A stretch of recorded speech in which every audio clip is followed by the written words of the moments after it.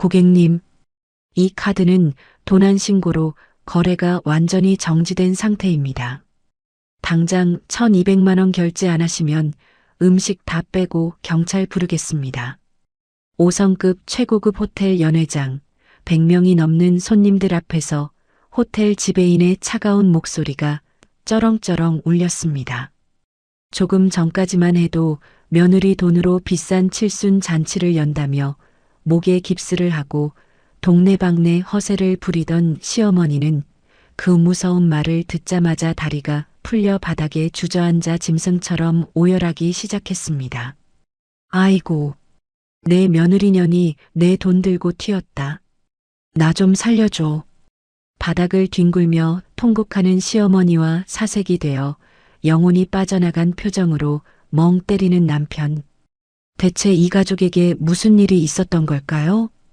호의를 권리로 알던 기생충 같은 시댁 식구들이 며느리의 덫에 걸려 아주 완벽하고 처절하게 파멸하는 한 여인의 품격 있고 가슴 뻥 뚫리는 복수극이 지금 시작됩니다. 오늘의 사연 시작 전에 구독과 좋아요 눌러주시면 집안에 동기운과 행운이 가득할 겁니다. 어스름한 저녁이었습니다. 거실 창문 틈으로 들어오는 초겨울의 차가운 바람이 발목을 매섭게 스치고 지나갔습니다. 식탁 위에는 언제나처럼 낡은 가계부가 펼쳐져 있었습니다. 형광등 불빛 아래에서 가계부에 적힌 숫자들은 유난히도 차갑고 날카로운 빛을 뿜어내고 있었습니다. 매달 단돈 10원 단위까지 계산기를 두드리며 생활비를 정확히 반씩 나누던 남편 박민준이 갑자기 가계부를 거칠게 덮으며 입을 열었습니다. 지원아, 너 이번 달에 만기되는 적금 있지? 그거 내일 당장 깨. 그리고 1,500만 원 내 통장으로 바로 보내놔. 박민준이 팔짱을 꽉 낀 채 턱을 거만하게 치켜들며 말했습니다. 저는 식탁을 닦던 행주를 내려놓고 눈을 크게 뜬 채 물었습니다. 갑자기 1,500만 원은 무슨 소리야? 우리가 당장 그렇게 큰 돈 들어갈 데가 어디 있다고 적금을 깨? 제가 묻자 박민준이 미간을 깊게 찌푸리며 짜증 섞인 목소리로 대답했습니다. 너 진짜 몰라서 물어. 다음 달이 우리 어머니 칠순이잖아. 우리 집안에 하나뿐인 귀한 며느리가 그 정도 돈도 못 내놓아. 내가 친척들 100명 넘게 오시는데 시장통 동네 식당에서 돼지갈비나 구워 먹일 수는 없잖아. 시내 중심에 있는 최고급 호텔 연회장으로 이미 가계 약 다 해뒀어. 그러니까 잔말 말고 내일 당장 돈 보내. 박민준의 목소리에는 아내가 돈을 내는 것이 당연하다는 듯한 뻔뻔함이 가득 묻어 있었습니다. 저는 기가 막혀서 헛웃음을 픽 터뜨리며 가계부를 손가락으로 강하게 짚었습니다. 민준아, 우리가 부부야 아니면 철저한 동업자야. 결혼할 때부터 생활비는 단돈 100원까지 반반으로 정확하게 나누자고 박박 우기던 사람이 바로 너야. 치사해서 내가 그동안 입 다물고 살았는데 내가 작년에 급성 장염으로 쓰러져서 응급실에 실려갔을 때도 병원비 반 내놓으라고 철저하게 선갔던 사람이 누구야. 이제 와서 어머니 칠순 잔치 비용을 내 적금을 깨서 전부 내라고. 양심이 있으면 그런 소리 못해. 제 단호한 거절에 박민준의 얼굴이 순식간에 시뻘겋게 달아올랐습니다. 그는 의자를 뒤로 거칠게 밀어내며 자리에서 벌떡 일어났습니다. 아, 이지원, 넌 며느리로서 최소한의 도리도 모르냐? 우리 집안 체면이 있지. 어떻게 가족 행사에서까지 그렇게 계산적으로 굴어. 내가 장모님 칠순 때 돈 안 냈어. 그때도 내가 돈 보탰잖아. 어디서 거짓말을 해. 우리 엄마 칠순 때 네가 보탠 돈 딱 30만 원이었어. 그것도 밥값 명목으로 낸 거잖아. 그래 놓고 지금 나보고는 1,500만 원을 혼자 다 내라고. 나는 내 돈 단 한 푼도 그 허세 가득한 잔치에 보탤 생각 추호도 없어. 그 순간이었습니다. 박민준이 눈을 부릅뜨고 짐승처럼 씩씩거리더니 식탁 위에 올려져 있던 두꺼운 유리 물컵을 바닥으로 강하게 집어 던졌습니다. 쨍그랑 유리 조각들이 날카로운 파열음을 내며 거실 바닥 사방으로 무참하게 흩어졌습니다. 제 발등 위로 차가운 유리 파편 하나가 매섭게 튕겨 올랐습니다. 박민주는 턱 근육을 파르르 떨며 양손을 주먹 쥐고 있었습니다. 당장이라도 제 뺨을 후려칠 듯한 험악하고 폭력적인 표정이었습니다. 돈 안 내놓으면 이 집구석 다 박살낼 줄 알아. 어디 남편이 말하는데 또박또박 대들어. 저는 심장이 발밑으로 덜컥 내려앉는 충격을 받았습니다. 유리창이 깨지는 소리와 함께 제 마음속 깊은 곳에 남아있던 일말의 부부애마저 산산조각이 나는 기분이었습니다. 결혼 생활 3년 동안 억울하고 서운한 일이 있어도 입술을 깨물며 꾹꾹 참아왔습니다. 언젠가는 이 남자도 가족의 따뜻함을 알고 철이 들 거라고 굳게 믿었습니다. 하지만 거실 바닥에 뒹구는 날카로운 유리 조각들을 보는 순간 제 어리석은 미련도 함께 부서져 내렸습니다.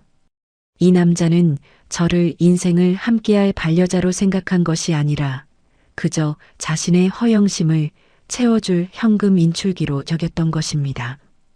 분노와 비참함이 목구멍 끝까지 턱턱 차올라 제대로 숨을 쉬기조차 힘들었습니다. 그런데 이때 현관문 비밀번호가 신경질적으로 눌리는 소리가 나더니 누군가 문을 열고 거실로 성큼성큼 걸어 들어왔습니다. 아이고, 이게 무슨 끔찍한 소리야. 민준아, 너 다친 데는 없니? 허락도 없이 비밀번호를 누르고 마음대로 우리 집을 드나드는 시어머니 최 여사였습니다. 최 여사는 바닥에 깨진 유리를 보더니 고막이 찢어질 듯한 목소리로 소리를 지르며 박민준의 어깨를 과장되게 감싸 안았습니다.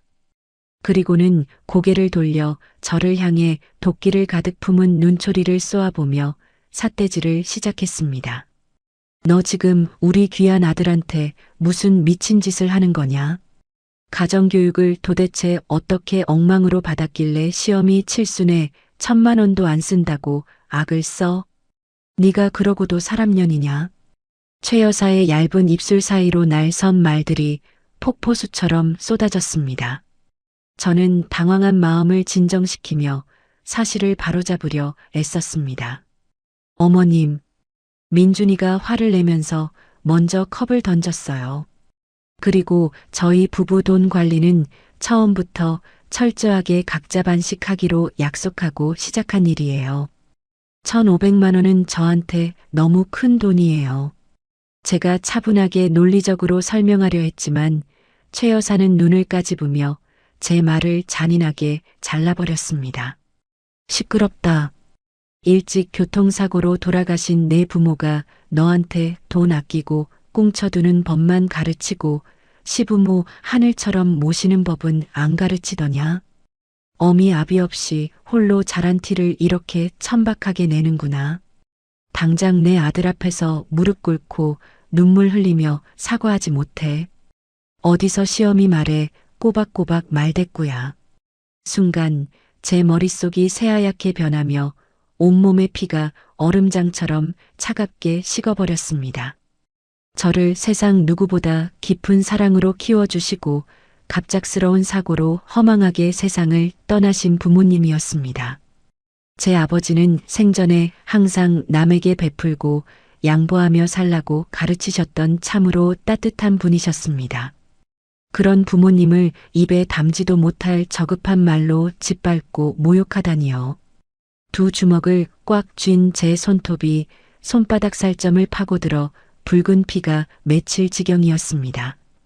가슴속 깊은 곳에서 통제할 수 없는 뜨거운 불길이 치솟아 올랐지만 저는 입술을 질끈 깨물며 억지로 분노를 목구멍 아래로 삼켰습니다. 저는 이성을 잃은 사람들과는 더 이상 정상적인 대화가 통하지 않는다고 판단했습니다. 아무 말 없이 서늘한 시선으로 두 사람을 번갈아 쳐다본 뒤 몸을 휙 돌려 안방으로 걸어 들어갔습니다. 방문을 굳게 닫고 불도 켜지 않은 어두운 방 안에 홀로 서 있자 거칠고 억울한 제 숨소리만 방 안 공기를 가득 채웠습니다. 방 안의 공기는 한겨울 길바닥보다 차가웠고 창밖으로 번쩍이는 화려한 도시의 불빛들마저 제 처지를 조롱하는 것 같았습니다. 그렇게 10분 정도의 무거운 시간이 지났습니다. 방문을 부수고 들어올 것 같던 밖이 기분 나쁠 정도로 너무나 조용했습니다.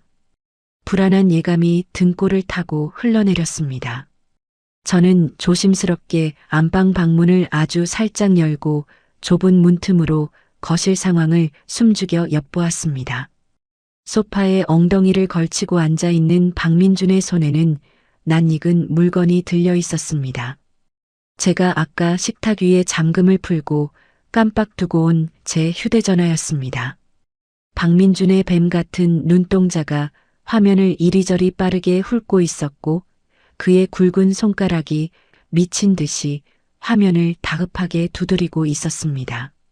남의 전화기로 무엇을 저렇게 열심히 하는지 자세히 눈을 가늘게 뜨고 살피던 저는 심장이 완전히 멎어버리는 듯한 엄청난 충격에 휩싸였습니다. 화면에는 제가 주거래로 사용하는 은행 앱이 환하게 켜져 있었습니다. 그리고 화면 정중앙에는 비대면 신용대출 3천만 원 신청 진행 중이라는 글자가 선명하게 떠 있었습니다. 남편이라는 작자가 아내의 명의를 몰래 훔쳐 빚을 내고 있었던 것입니다. 이 미친 인간아. 당장 그거 안 내놔. 저는 찢어지는 비명을 지르며 방문을 박차고 뛰어나갔습니다. 단숨에 거실을 가로질러 박민준의 두 손에서 제 휴대전화를 거칠게 낚아챘습니다. 너 지금 여기서 무슨 범죄를 저지르는 거야? 감히 내 이름으로 몰래 대출을 받아. 미쳤어. 제가 눈에 핏발을 세우고 소리치며 전화기를 가슴에 꽉 품자 박민준이 눈동자를 이리저리 굴리며 뻔뻔하게 변명했습니다. 아니, 도둑질이 아니라 어차피 네가 잔치 비용으로 결제해야 할 돈이잖아. 내 통장에 당장 현금이 없을까봐 내가 널 좀 도와주려고 정보만 대신 입력해 둔 거야. 사람 호의를 왜 그렇게 삐딱하게 받아들여? 호의. 남의 명예 도용해서 대출받는 게 호의야. 너 이거 경찰 부르면 바로 사기죄로 감옥 가는 거야. 알아. 아따. 며느리가 시어미 잔치해 주는데 대출 좀 받는 게 무슨 큰 죄라고 경찰을 들먹여. 우리 아들이 너 생각해서 친절하게 대신 해준 거구만. 독한 년 같으니라고. 최 여사가 팔짱을 끼고 거들먹거리며 말했습니다. 도와준다는 그 역겨운 말에 저는 온몸의 솜털이 곤두서는 듯한 끔찍한 소름을 느꼈습니다. 저는 박민준의 얼굴에 침이라도 뱉고 싶은 충동을 누르며 곧바로 안방으로 다시 뛰어들어가 문을 이중으로 잠갔습니다. 그리고 덜덜 떨리는 손가락을 진정시키며 은행 앱의 비밀번호를 전부 아무도 모르는 새로운 숫자로 변경했습니다. 곧바로 은행 야간 고객센터에 전화를 걸었습니다. 네, 상담원님. 누군가 제 전화기로 대출을 시도했습니다. 제 계좌의 모든 비대면 대출과 이체 거래를 당장 전면 정지해 주세요. 네, 빠짐없이 전부 막아주세요. 지금 당장요. 상담원의 차분한 확인 절차를 거치고 완전한 지급 정지 문자를 받고 나서야 저는 차가운 바닥에 털썩 주저앉아 가쁜 숨을 몰아쉬었습니다. 제가 방 밖으로 나가는 타이밍이 조금만 늦었어도 제 이름으로 3천만 원이라는 빚의 사슬이 생길 뻔했습니다. 이것은 단순한 부부 사이의 다툼이나 돈싸움이 아니었습니다. 남편이라는 허울을 쓴 사기꾼이 아내의 명의를 훔쳐 파렴치한 범죄를 저지르려 한 명백한 형사 사건이었습니다. 닫힌 방문 너머 거실에서는 박민준과 최 여사의 경박한 웃음소리가 소름 끼치게 들려왔습니다. 제가 휴대전화를 강제로 뺏기 직전에 박민준이 이미 대출 최종 승인 버튼을 누른 줄로 단단히 착각한 모양이었습니다. 어머니, 방금 신청 다 끝났어요. 내일 아침이면 지원이 통장에 3천만 원이 바로 꽂힐 겁니다. 제가 당장 호텔 연회장에 전화해서 제일 비싼 100명짜리 황제 코스 요리로 예약 확정 지을게요. 와인도 제일 비싼 걸로 세팅하라고 할게요. 박민준이 콧노래를 부르며 뻔뻔하게 말하는 소리가 들렸습니다. 뭐냐? 내 아들 참으로 장하고 똑똑하다. 그깟 기집애 돈 좀 쓴다고 세상 안 무너진다. 이참에 건방진 며느리 길을 아주 팍 꺾어놔야 네가 평생 편하게 산다. 잔치 끝나면 남은 돈은 내 차 바꾸는데 보태라. 최 여사가 박민준의 등을 두드리며 호탕하게 웃는 소리가 벽을 타고 넘어왔습니다. 그들은 힘없는 며느리의 피눈물을 무자비하게 쥐어짜며 자신들만의 역겨운 축배를 흥겹게 들고 있었습니다. 저는 방바닥에 무릎을 세우고 멍하니 하얀 벽지를 응시했습니다. 눈물이 차오르다 못해 완전히 메말라버려 헛웃음만 새어나왔습니다. 당장 문을 열고 나가 이중인격자 같은 저들의 뺨을 후려치고 경찰에 신고하여 판을 완전히 엎어버릴 수도 있었습니다.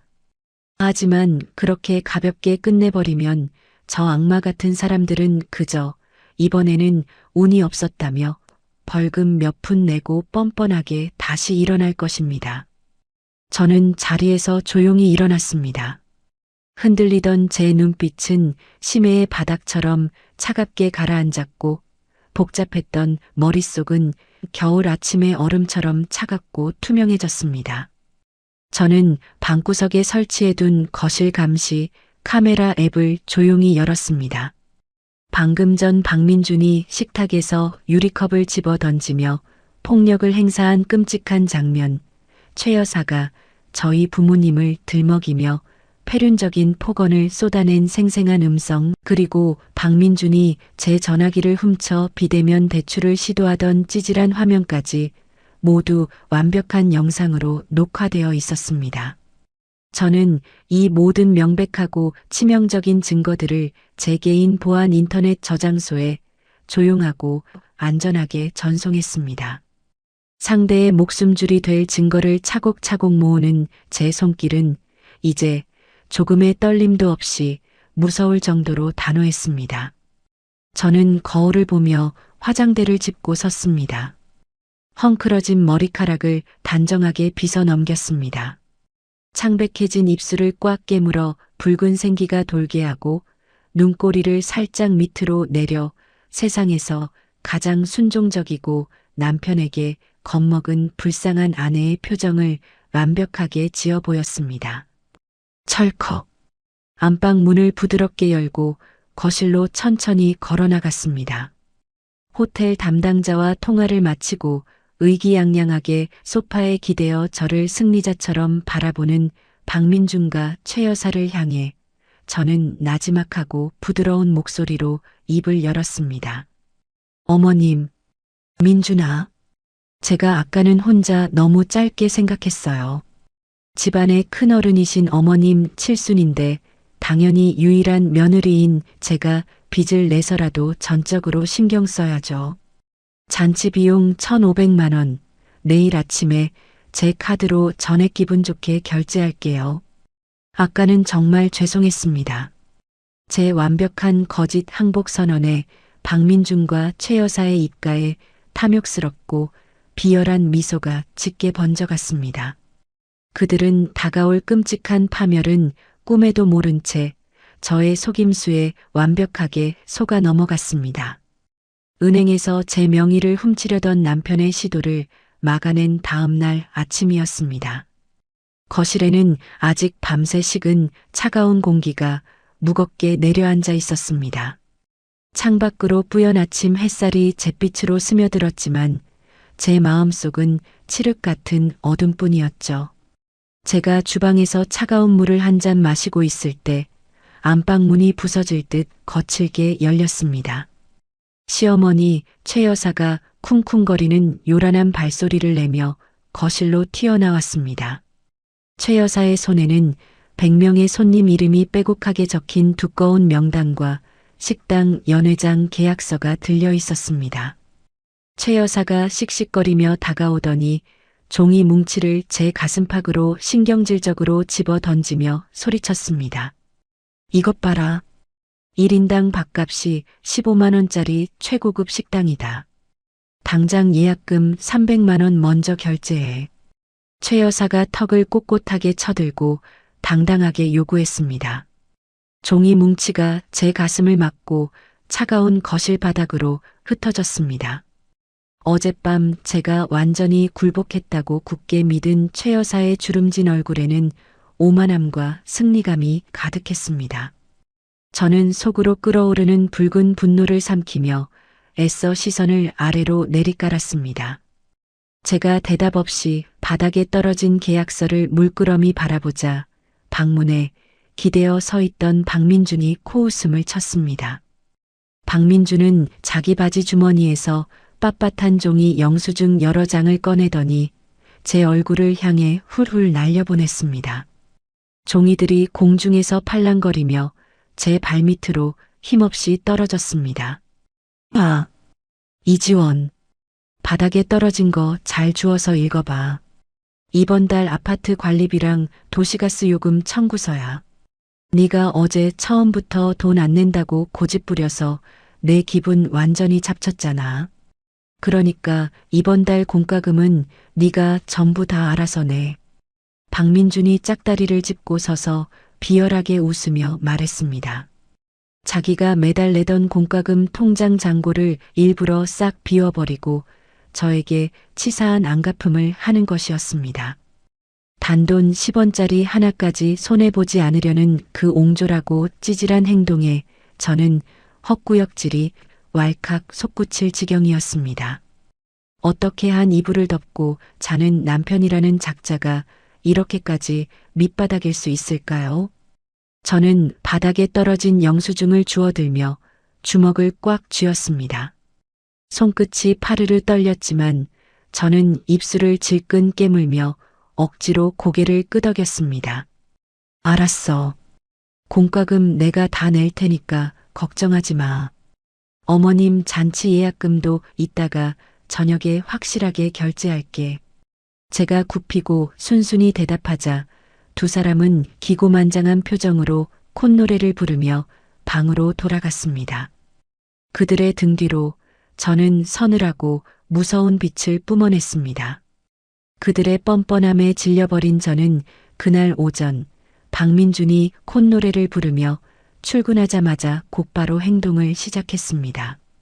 그동안 남편의 사생활에 전혀 관심 없이 믿고 살았지만 이제는 저 인간의 밑바닥을 철저하게 뒤조사해야 할 때였습니다. 저는 지하 주차장으로 내려가 남편 차에 설치된 차량 영상 기록 장치의 메모리 칩을 조용히 빼왔습니다. 그리고 서재 책상 위에 놓여있던 박민준의 컴퓨터 전원을 켰습니다. 비밀번호는 시어머니 생일로 단순하게 설정되어 있어 쉽게 열렸습니다. 컴퓨터 화면을 켜고 영상 기록과 인터넷 결제 기록을 샅샅이 뒤지기 시작했습니다. 영상을 하나씩 재생하던 저는 얼마 지나지 않아 심장이 멎을 듯한 끔찍한 진실과 마주하게 되었습니다. 이 짐승만도 못한 쓰레기.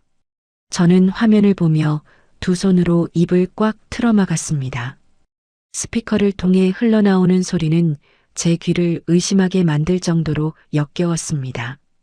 오빠, 오늘 식당 진짜 맛있었어. 다음 주말에는 바다 보이는 비싼 숙소로 놀러 가자. 응, 당연하지. 우리 예쁜이. 오빠가 제일 좋은 방으로 예약해둘게. 걱정 마. 젊고 애교 섞인 여자의 목소리와 평소 저에게는 한 번도 내어준 적 없는 박민준의 다정한 목소리가 끈적하게 얽혀 있었습니다. 박민주는 같은 직장에 다니는 젊은 여자 후배와 벌써 6개월째 은밀한 만남을 가지고 있었습니다. 차량 영상 안에는 두 사람이 차 안에서 서로의 몸을 쓰다듬으며 낯뜨거운 애정 행각을 벌이는 소리가 고스란히 담겨 있었습니다. 저에게는 언제나 생활비를 반씩 내자며 핏대를 세우고 100원짜리 하나까지 따지던 남편이었습니다. 그런데 그 여자에게는 최고급 식당에서 밥을 사 먹이고 주말마다 수십만 원짜리 고급 숙박 시설을 들락거리며 돈을 물쓰듯 펑펑 쓰고 있었습니다. 더욱 충격적인 것은 그의 컴퓨터에 남아있는 결제 내역이었습니다. 박민준의 개인 신용카드는 이미 그 상간녀에게 돈을 쓰느라 한도가 꽉 차서 결제가 정지되어 있었습니다. 그래서 회사에서 업무용으로만 사용하라고 지급한 법인 결제 카드를 몰래 훔쳐서 상간녀의 숙박비와 비싼 명품 선물을 결제하고 있었던 것입니다. 이는 단순한 외도를 넘어선 명백한 회삿돈 횡령 범죄였습니다. 아내인 저에게는 10원 한 푼 쓰는 것을 벌벌 떨며 각박하게 굴면서 밖에서는 회삿돈까지 훔쳐가며 젊은 여자에게 돈 많은 남자 행세를 하고 있었습니다. 배신감에 온몸의 피가 거꾸로 솟구치고 가슴이 칼로 찢기는 듯한 고통이 밀려왔습니다. 하지만 저는 눈물 한 방울 흘리지 않았습니다. 구역질이 올라오는 가슴을 거칠게 부여잡고 컴퓨터 화면에 떠 있는 모든 횡령 영수증과 바람피운 증거 영상들을 제 이동식 저장 장치에 빠짐없이 복사했습니다. 이 증거들이 남편의 목을 완벽하게 벨 가장 날카로운 칼이 될 것이라 확신했습니다. 오후가 되자 집안이 또다시 시끄러워졌습니다. 시어머니 최 여사가 같은 아파트 단지에 사는 동네 할머니 3명을 우리 집 거실로 우르르 몰고 들어온 것입니다. 거실 바닥에는 화려한 색깔의 방석이 깔렸고 왁자지껄하고 경박한 웃음소리가 집안 공기를 탁하게 채웠습니다. 며느라, 우리 귀한 손님들 오셨으니까 방구석에 처박혀 있지 말고 얼른 나와라. 시원한 마실 거랑 비싼 과일 좀 예쁘게 깎아와라. 빨리빨리 움직여. 최 여사가 거실 소파에 거만하게 기대어 앉아 저를 마치 돈 주고 부리는 파출부처럼 손짓하며 명령했습니다. 저는 주먹을 꽉 쥐었다 펴며 겉으로는 순종적인 미소를 지은 채 부엌으로 향했습니다. 냉장고에서 가장 흠집 없고 비싼 사과와 배를 꺼내 정성스럽게 깎아 쟁반에 담았습니다. 과일을 깎는 칼날에 제 분노를 실어 단숨에 껍질을 벗겨냈습니다. 그리고 앞치마 주머니 속에 아주 작은 소형 녹음기를 켜서 깊숙이 숨겨 넣었습니다. 거실로 과일 쟁반을 들고 나가 상위에 조심스럽게 내려놓자 최 여사의 허세 가득한 목소리가 귓가를 강하게 때렸습니다. 아유, 우리 며느리가 글쎄 내 칠순이라고 시내에서 제일 비싼 고급 식당을 덜컥 예약했지 뭐야. 밥값이 한 사람당 15만 원이나 한다는데 나는 돈 아까워서 절대 하지 말라고 그렇게 말려도 굳이 자기 적금 깨서 다 하겠다지 않겠어. 며느리 기강은 초장에 확실하게 콱 밟아놔야 늙어서 나처럼 대접받고 호강하는 거야. 안 그래? 최 여사가 어깨를 으쓱거리며 동네 사람들에게 거짓말을 섞어가며 자랑을 늘어놓았습니다. 할머니들은 떡고물이라도 떨어질까 부럽다는 듯이 입을 모아 최 여사를 치켜 세우고 아부했습니다. 어머, 형님은 전생에 나라를 구했나 봐요. 아들도 번듯해 며느리는 돈 싸들고 와서 시어머니 모셔. 진짜 부럽네. 저는 과일 포크를 챙겨주며 묵묵히 서 있었습니다. 그들의 천박하고 이기적인 대화를 앞치마 속 녹음기에 글자 하나 빠짐없이 담았습니다. 며느리의 고열을 무자비하게 짜내어 동네방네 허세를 부리는 저 탐욕스러운 입을 잔치 당일날 하객들 앞에서 반드시 갈기갈기 찢어놓겠다고 속으로 수백 번 맹세했습니다. 날이 완전히 어두워지고 늦은 저녁이 되자 박민준이 퇴근하고 집으로 돌아왔습니다. 현관문을 열고 들어오는 박민준의 표정은 어딘지 모르게 잔뜩 들떠 있었습니다. 그는 겉옷도 벗지 않고 거실 소파에 앉자마자 휴대전화 대화창을 열고 누군가와 끊임없이 문자를 주고받으며 실실 웃고 있었습니다. 제가 물 한 잔을 들고 조용히 곁으로 다가가자 박민주는 소스라치게 놀라며 화면을 황급히 끄고 휴대전화를 바지 주머니에 쑤셔 넣었습니다. 아, 깜짝이야. 너는 집에 있으면서 발소리 좀 내고 다녀. 귀신이야 뭐야? 박민준이 잔뜩 찌푸린 얼굴로 짜증을 내며 저를 손으로 거칠게 밀어냈습니다. 그 순간이었습니다. 박민준의 양복 셔츠 깃이 펄럭이면서 아주 역겨운 냄새가 제 코끝을 훅 찔렀습니다. 그것은 제가 평소에 절대 쓰지 않는 끈적하고 짙은 싸구려 장미 향수 냄새였습니다. 오전에 차량 영상에서 들었던 애교 섞인 상간녀의 목소리와 얼굴이 제 머릿속을 끔찍하게 스치고 지나갔습니다. 회사에서 퇴근하고 집에 오기 전까지 그 더러운 여자와 모텔이라도 들러 딱 붙어 있다가 돌아온 것이 분명했습니다. 저는 뱃속에서부터 끓어오르는 구토를 꾹 참으며 두 주먹을 바들바들 떨었습니다. 제 마음속 깊은 곳에 마지막 먼지처럼 남아있던 남편에 대한 아주 작은 연민조차 이제는 완전히 얼어붙어 산산조각 났습니다. 이 인간 쓰레기들의 알량한 가면을 무참히 벗겨버리고 가장 비참하고 뼈저린 지옥을 안겨주겠다는 제 명분이 시퍼런 칼날처럼 날카롭고 확고해졌습니다. 박민주는 헛기침을 큼큼 몇 번 하더니 자신의 낡은 서류 가방에서 식당 연회장 최종 계약서를 꺼내 거실 탁자 위에 거칠게 올려놓았습니다. 자, 여기 계약서 맨 밑에 내 이름 적고 서명해.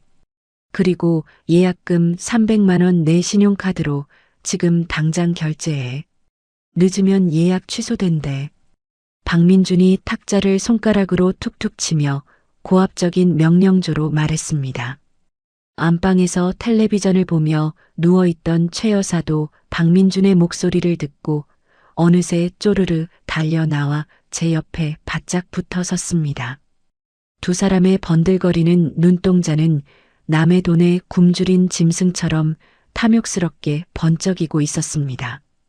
저는 그들이 제가 순순히 호구 잡혀 굴복했다고 굳게 믿도록 가장 바보 같고 남편에게 짓눌린 순종적인 표정을 완벽하게 지어 보였습니다.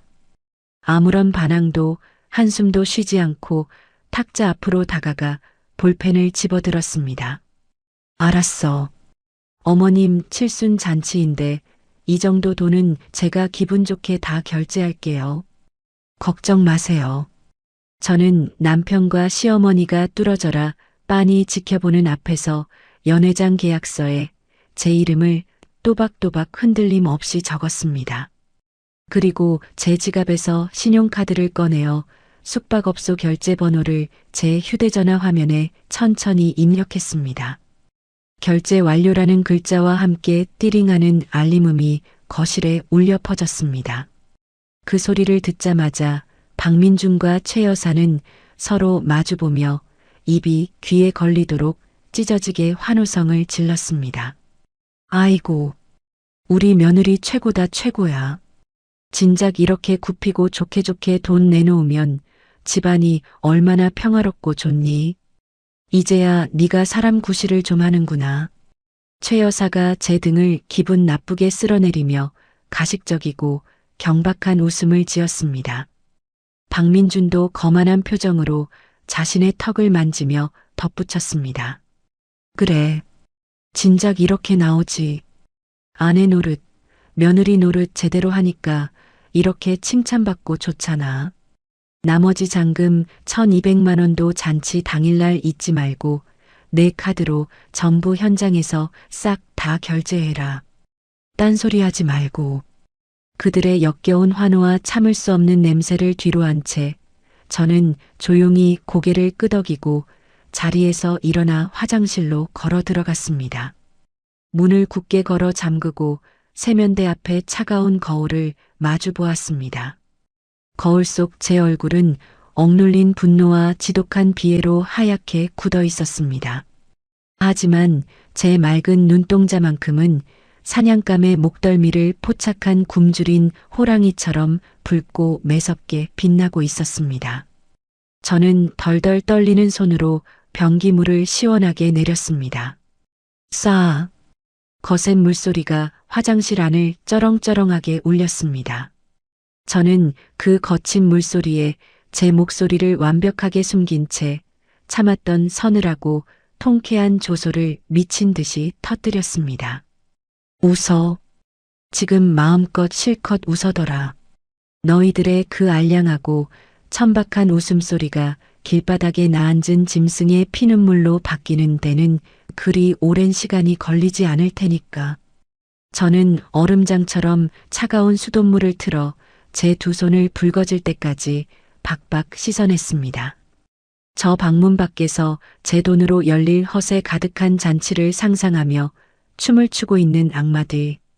그들에게 선사할 가장 완벽하고 숨막히는 생지옥을 머릿속으로 다시 한번 치밀하게 점검하고 또 점검했습니다. 박민준이 콧노래를 흥얼거리며 현관문을 나서는 소리가 들렸습니다. 그의 역겨운 구두 발소리가 복도 끝으로 완전히 멀어지자마자 저는 곧바로 자리에서 일어났습니다. 거실 창문으로 쏟아지는 아침 햇살은 어제와 달리 묘하게 차갑고 매섭게 느껴졌습니다. 더 이상 바보처럼 앉아서 지체할 시간이 단 1분도 없었습니다. 저는 옷장 깊숙한 곳에 숨겨두었던 낡은 서류 가방 하나를 꺼내 들고 곧장 집을 나섰습니다. 제가 택시를 타고 가장 먼저 도착한 곳은 서울 외곽에 위치한 낡은 세무사 사무실이었습니다. 오래된 종이 냄새와 씁쓸한 커피 향이 뒤섞인 사무실 안으로 들어서자 백발이 성긋한 세무사가 자리에서 벌떡 일어나며 저를 반갑게 맞이했습니다. 아이고, 이지원 대표님 오셨습니까? 아침 일찍부터 기다리고 있었습니다. 세무사가 허리를 깊게 숙이며 두 손으로 제 손을 꽉 잡았습니다. 저는 가볍게 미소를 지으며 회의용 탁자 의자에 조용히 앉았습니다. 네. 제가 갑자기 연락도 없이 찾아와서 정말 죄송해요. 당장 급하게 확인하고 처리해야 할 자금 서류가 있어서요. 괜찮습니다. 여기 지난달까지 상가 건물 임대 수익금 정산 내역 전부 뽑아두었습니다. 매달 700만 원씩 대표님 비밀 계좌로 꼬박꼬박 안전하게 잘 들어가고 있습니다. 세무사가 두꺼운 서류철을 제 앞으로 조심스럽게 내밀었습니다. 서류에 적힌 숫자들을 바라보는 제 눈시울이 순식간에 뜨겁게 붉어졌습니다. 이 상가 건물은 2년 전 갑작스러운 사고로 돌아가신 제 친정아버지가 저에게만 몰래 남겨주신 20억 원짜리 알짜 유산이었습니다. 아버지는 결혼할 때부터 10원짜리 하나까지 계산기를 두드리며 반반을 외치던 박민준의 옹졸한 됨됨이를 단번에 꿰뚫어 보셨습니다. 그래서 혹시라도 남편이 제 돈을 탐낼까봐 아무도 모르게 제 명의로 이 든든한 건물을 신탁해두고 떠나셨던 것입니다. 아버지가 남겨주신 깊은 사랑과 지혜 덕분에 저는 시댁에 갖은 모욕 속에서도 속으로 든든한 방패를 쥐고 버틸 수 있었습니다. 저는 떨리는 손으로 아버지가 물려주신 임대 수익 계좌를 전부 제 개인 은행 앱으로 일원화시켰습니다. 그리고 당장 복수극과 이혼 소송에 쓸 넉넉한 실탄이 필요했기에 현금 1억 원을 추적이 불가능한 제 프라이빗 뱅킹 계좌로 즉시 이체했습니다. 휴대전화 화면에 찍힌 거액의 숫자를 확인하자 그동안 억눌렸던 제 가슴속 응어리가 한순간에 뻥 뚫리는 듯한 통쾌함이 밀려왔습니다. 세무사 사무실을 나온 저는 곧바로 강남 한복판에 있는 대형 로펌으로 향했습니다. 높고 차가운 유리문을 밀고 들어가자 제 15년지기 절친이자 승률 90%를 자랑하는 독종 이혼 전문 변호사 강서진이 저를 맞이했습니다. 지원아, 어서 와. 전화 받고 내가 얼마나 놀랐는지 알아. 당장 저 소파에 앉아봐. 강서진이 미간을 팍 찌푸리며 제 어깨를 단단하게 잡아 끌었습니다. 저는 가방에서 박민준의 컴퓨터에서 빼낸 이동식 저장 장치와 녹음기를 꺼내어 강서진의 차가운 유리 책상 위에 탁 소리나게 올려놓았습니다. 서진아, 이것들 당장 확인해봐. 박민준 블랙박스 불륜 영상이랑 법인카드 횡령 결제 내역 전부 다 담아왔어. 어제 시어머니가 우리 집에서 나한테 퍼부은 막말 녹음본도 다 있어. 제 목소리는 분노를 넘어 서늘할 정도로 차분하게 가라앉아 있었습니다. 강서진은 말없이 제 저장 장치를 자신의 노트북에 연결하고 화면을 뚫어져라 쳐다보기 시작했습니다. 영상을 확인하던 강서진의 눈동자가 분노로 커지더니 이내 헛웃음을 거칠게 터뜨렸습니다. 미친 새끼. 생활비는 정확히 반반 내자고 피를 토하던 놈이 지 상간녀한테는 아주 만수로 납셨네. 호텔 숙박비만 일주일에 100만 원을 썼어. 그것뿐만이 아니야. 그 돈 전부 자기 회사 업무용 법인카드로 몰래 긁은 거야. 상간녀 호캉스 비용까지 회사 돈으로 결제했어. 아주 간이 배 밖으로 나왔지. 제가 주먹을 꽉 쥐며 이빨을 으드득 갈며 말했습니다. 강서진은 자리에서 벌떡 일어나더니 책상을 주먹으로 쾅 내리쳤습니다. 이건 단순한 이혼 소송이 아니야. 박민준 이 인간 쓰레기, 내가 사회에서 완벽하게 매장해버릴게. 일단 당장 위자료 5천만 원 청구 소장부터 작성한다. 그리고 박민준 명의로 된 너희 부부 전세 보증금 있지. 그거 내일 당장 법원에 가압류 신청 넣어서 그놈 돈줄부터 완벽하게 싹 말려버릴 거야. 그래. 아주 바닥까지 철저하게 긁어내줘. 단 1원도 그놈 손에 들어가지 않게 만들어버릴 거야. 강서진의 빠르고 날카로운 일처리에 제 심장이 미친 듯이 뛰기 시작했습니다. 우리는 머리를 맞대고 박민준의 5년치 법인카드 결제 내역과 상간녀와 평일 대낮에 모텔을 드나든 날짜를 완벽하게 교차 검증했습니다. 숫자 하나, 날짜 하나 틀리지 않게 완벽한 증거 서류를 만들었습니다. 지원아, 이 서류 뭉치면 박민준은 회사에서 당장 징계해고야. 내가 이 횡령 고발장을 익명으로 작성해서 박민준 회사 감사팀장 책상 위로 정확하게 올려놓을게. 타이밍은 언제가 좋아? 어머님 칠순 잔치 당일 아침. 그때 터뜨려줘. 잔치 현장에서 결제하려고 카드를 내미는 순간 모든 게 다 막혀버리게 만들어야 해. 그놈이 가장 허세를 부리는 그 완벽한 순간에 제일 비참하게 짓밟아 줄 거야. 강서진은 제 말에 소름 돋는다는 듯 팔을 쓸어내리며 잔인한 미소를 지었습니다. 우리의 복수 계획은 그 어떤 빈틈도 없이 완벽하고 서늘하게 완성되어 갔습니다. 바로 그때 제 휴대전화 화면이 요란하게 울리며 시어머니 최 여사의 이름이 떴습니다. 며느라, 나다. 내 칠순의 입을 한복 150만 원짜리로 제일 고급스럽고 화려한 거 골라놨다. 당장 한복샵으로 예약금 입금해라.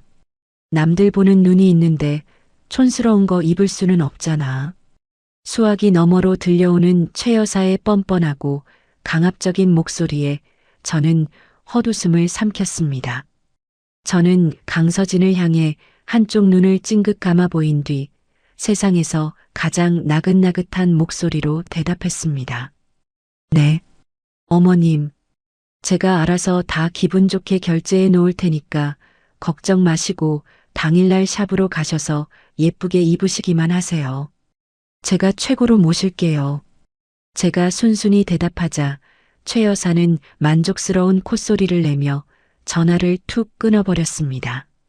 전화가 끊어지자마자 저는 곧바로 한복샵 매장 번호를 눌렀습니다.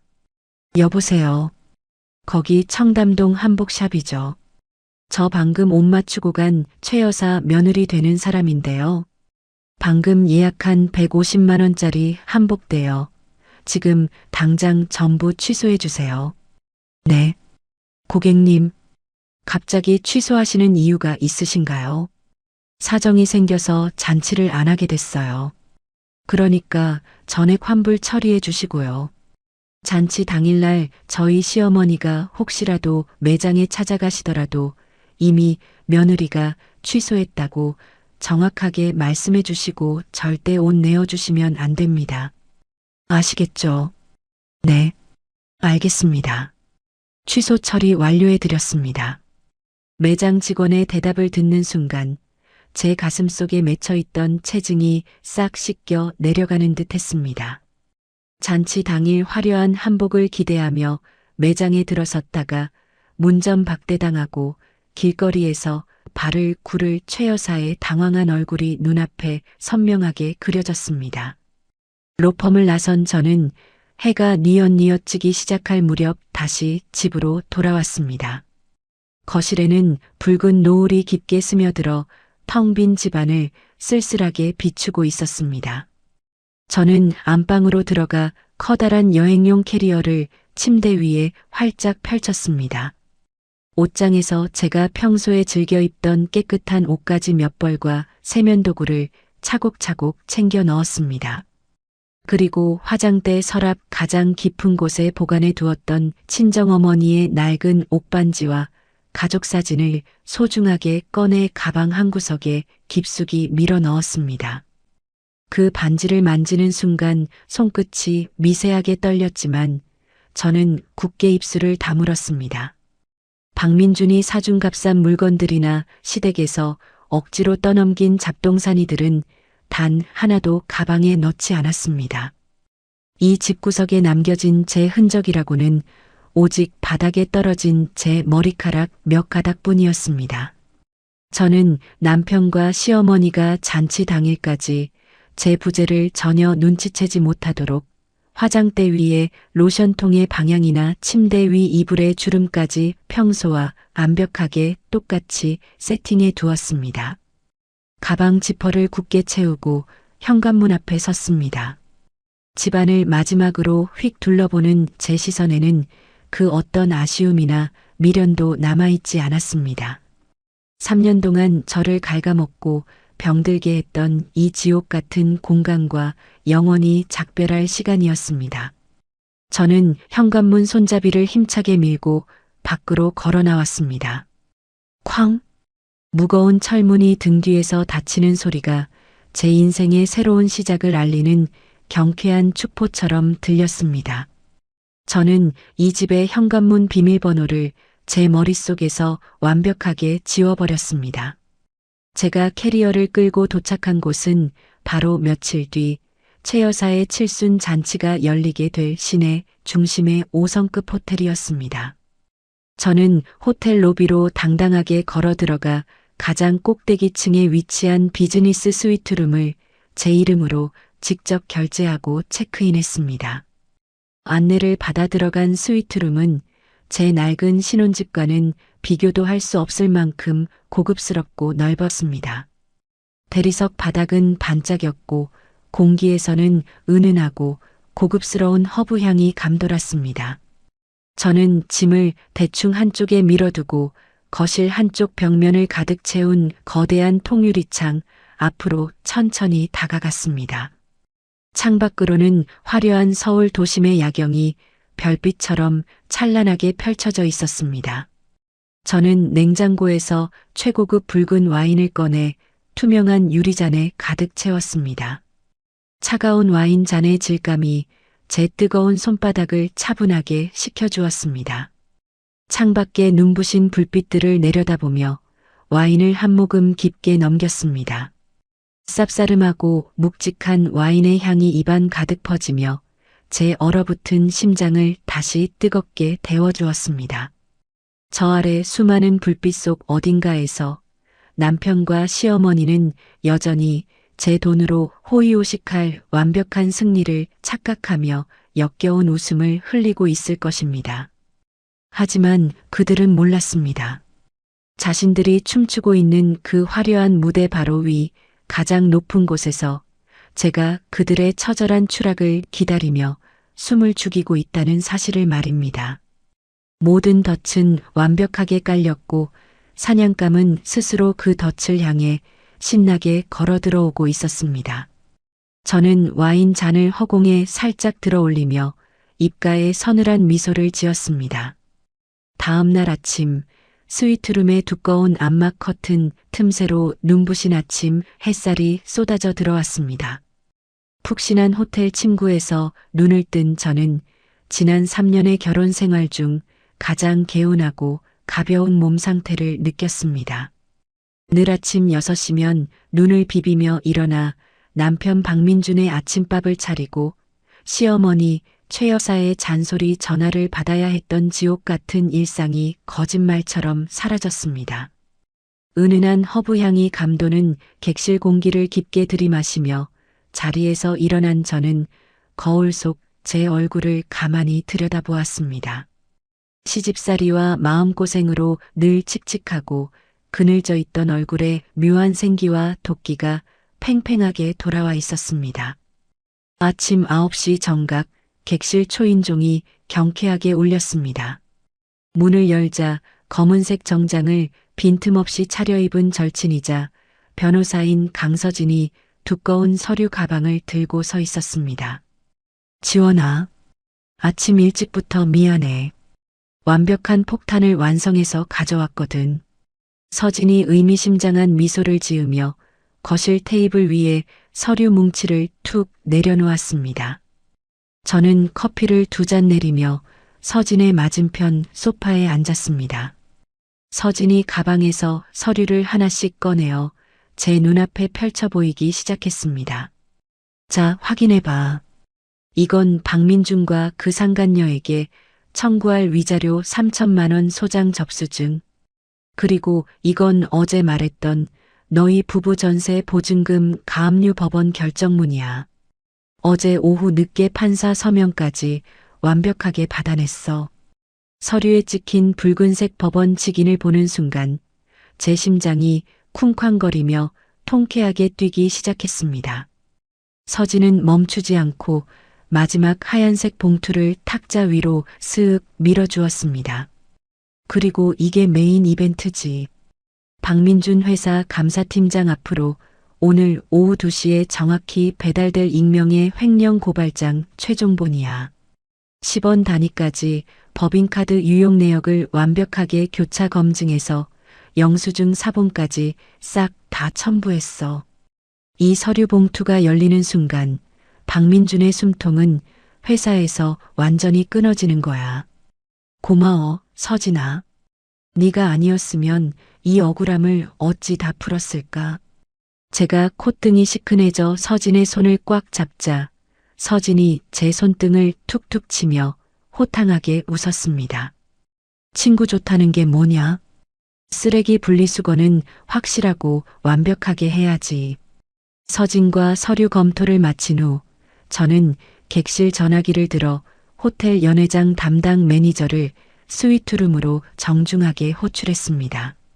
잠시 후 단정한 유니폼 차림의 매니저가 노트북을 들고 깎듯이 인사를 하며 들어왔습니다. 저는 매니저에게 테이블 맞은편 자리를 권하며 차분하지만 단호한 목소리로 입을 열었습니다. 매니저님, 이번 주 토요일 점심에 최 여사 칠순 잔치로 예약된 100명 규모의 연회장 계약건 말인데요. 결제 조건을 전면 수정하려고 불렀습니다. 네, 고객님. 원하시는 결제 방식이 어떻게 되시는지요? 매니저가 노트북 자판에 손을 올리며 물었습니다. 제가 이틀 전에 제 카드로 결제했던 예약금 300만 원은 지금 당장 전액 취소 처리해 주세요. 그리고 잔치 전체 비용 1,500만 원은 행사 당일 손님들이 입장하기 직전에 신랑인 박민준 씨가 본인 명의의 카드로 현장에서 직접 일시불 결제하는 조건으로 계약서를 완전히 변경해 주세요. 제 요구에 매니저는 잠시 당황한 듯 눈동자를 굴렸습니다. 고객님, 당일 전액 현장 결제는 호텔 규정상 원칙적으로 불가능합니다만 저는 미소를 지으며 제 프라이빗 뱅킹 등급 카드와 이 호텔의 BVIP 멤버십 카드를 테이블 위에 조용히 올려놓았습니다. 제가 이 호텔 스위트룸 장기 투숙객이자 BVIP 회원이라는 점을 고려해 주시면 좋겠네요. 결제 책임은 온전히 박민준 씨에게 있다는 내용을 계약서 특약사항에 명시하면 문제없을 겁니다. 저의 확고한 태도와 VIP 카드에 압도된 매니저는 헛기침을 하더니 이내 고개를 숙이고 노트북 자판을 두드리기 시작했습니다. 네, 알겠습니다. BVIP 고객님의 요청이시니 예외적으로 계약 조건을 변경 처리해 드리겠습니다. 매니저가 돌아가고 나자 저는 서진과 마주보며 소리 없이 통쾌한 하이파이브를 나누었습니다. 이제 박민주는 잔치 당일 수백 명의 하객 앞에서 자신의 지갑을 열어야만 하는 외통수에 완벽하게 걸려들었습니다. 그때 서진의 휴대전화가 짧게 울렸습니다. 서진이 화면을 확인하더니 눈썹을 실룩이며 제게 휴대전화를 내밀었습니다. 지원아, 이거 봐라. 내가 고용한 사설탐정이 방금 찍어서 보내온 따끈따끈한 사진이야. 화면 속에는 평일 대낮임에도 불구하고 박민준과 젊은 상간녀가 팔짱을 낀 채 다정하게 회사 근처 무인 모텔로 쏙 들어가는 선명한 사진이 찍혀 있었습니다. 박민준의 한 손에는 커피가, 다른 한 손에는 상간녀의 허리가 감겨 있었습니다. 사진 속 날짜와 시간이 적나라하게 박혀 있는 그 끔찍한 사진을 보자 다시 한번 구역질이 왈칵 솟구쳤습니다. 이 미친 인간. 회사 업무 시간까지 빼먹고 이러고 돌아다녔구나. 제가 이를 꽉 깨물자 서진이 비웃음을 흘리며 사진을 이혼 소송 폴더로 전송했습니다. 오히려 잘 됐어. 이 사진 한 장으로 상간녀 위자료 소송 증거는 반박 불가 수준으로 완벽해졌어. 빼도 박도 못하는 빼박 증거지. 우리는 잠시 숨을 고르며 다음 작전을 준비했습니다. 제가 잠적했다는 사실을 박민준과 시어머니가 잔치 당일까지 절대 눈치채지 못하게 하는 것이 이번 계획의 핵심이었습니다. 저는 휴대전화의 예약 발송 시스템을 열어 박민준의 번호를 입력했습니다. 민준아, 어머님 칠순 잔치 준비랑 비용 결제는 내가 호텔 측이랑 전부 완벽하게 끝내놨어. 잔치 당일 아침에 내가 식당 예약 때문에 조금 일찍 호텔에 가 있을 테니까 자기는 어머님 모시고 행사에 늦지 않게 연회장으로 바로 와. 사랑해. 세상에서 가장 다정하고 헌신적인 아내인 척 역겨움을 꾹꾹 눌러 담아 거짓 문자를 작성했습니다. 발송 버튼을 누르고 휴대전화를 탁자에 던져버리자 10분도 지나지 않아 시어머니 최 여사에게서 연속으로 문자 메시지가 쏟아지기 시작했습니다. 야, 이지원. 잔치 오시는 손님들한테 돌릴 2만 원짜리 고급 수건 세트 예약은 다 했냐? 100명분이니까 200만 원 든다. 당장 내 계좌로 200만 원 쏴라. 내가 알아서 주문할 테니까 잔말 말고 당장 입금해. 문자 보는 거 다 안다. 시어미 말이 우스워? 돈 안 보내면 잔칫날 내 머리털을 다 뽑아버릴 줄 알아라. 빨리 입금 안 해. 화면 가득 채워진 최 여사의 욕설과 강압적인 메시지를 보며 저는 서늘한 조소를 터뜨렸습니다. 손끝이 미세하게 떨렸지만 두려움이 아닌 완벽한 복수를 향한 전율이었습니다. 서진아, 이것 좀 봐. 협박 증거가 제 발로 굴러 들어오네. 제가 휴대전화를 내밀자 서진은 눈을 반짝이며 재빠르게 모든 대화 내용을 캡처했습니다. 그리고 곧바로 협박 및 공갈 미수 혐의 증거로 폴더를 만들어 법적 효력을 갖추게끔 갈무리했습니다. 자신의 탐욕이 나중에 어떤 시퍼런 칼날이 되어 돌아올지 모른 채 최 여사는 제 무덤을 스스로 깊게 파고 있었습니다. 오후 1시 30분. 서진은 자리에서 일어나 정장 단추를 채우며 결연한 표정으로 퀵서비스 기사를 객실로 호출했습니다. 미리 준비해둔 박민준의 횡령 고발장 서류 봉투를 퀵 기사에게 건네며 서진은 가장 차갑고 단호한 목소리로 지시했습니다. 기사님, 이 서류 정확히 오후 2시에 박민준 씨 회사 감사팀장 본인 손에 직접 전달해 주셔야 합니다. 수령 확인증도 반드시 받아다 주시고요. 네, 알겠습니다.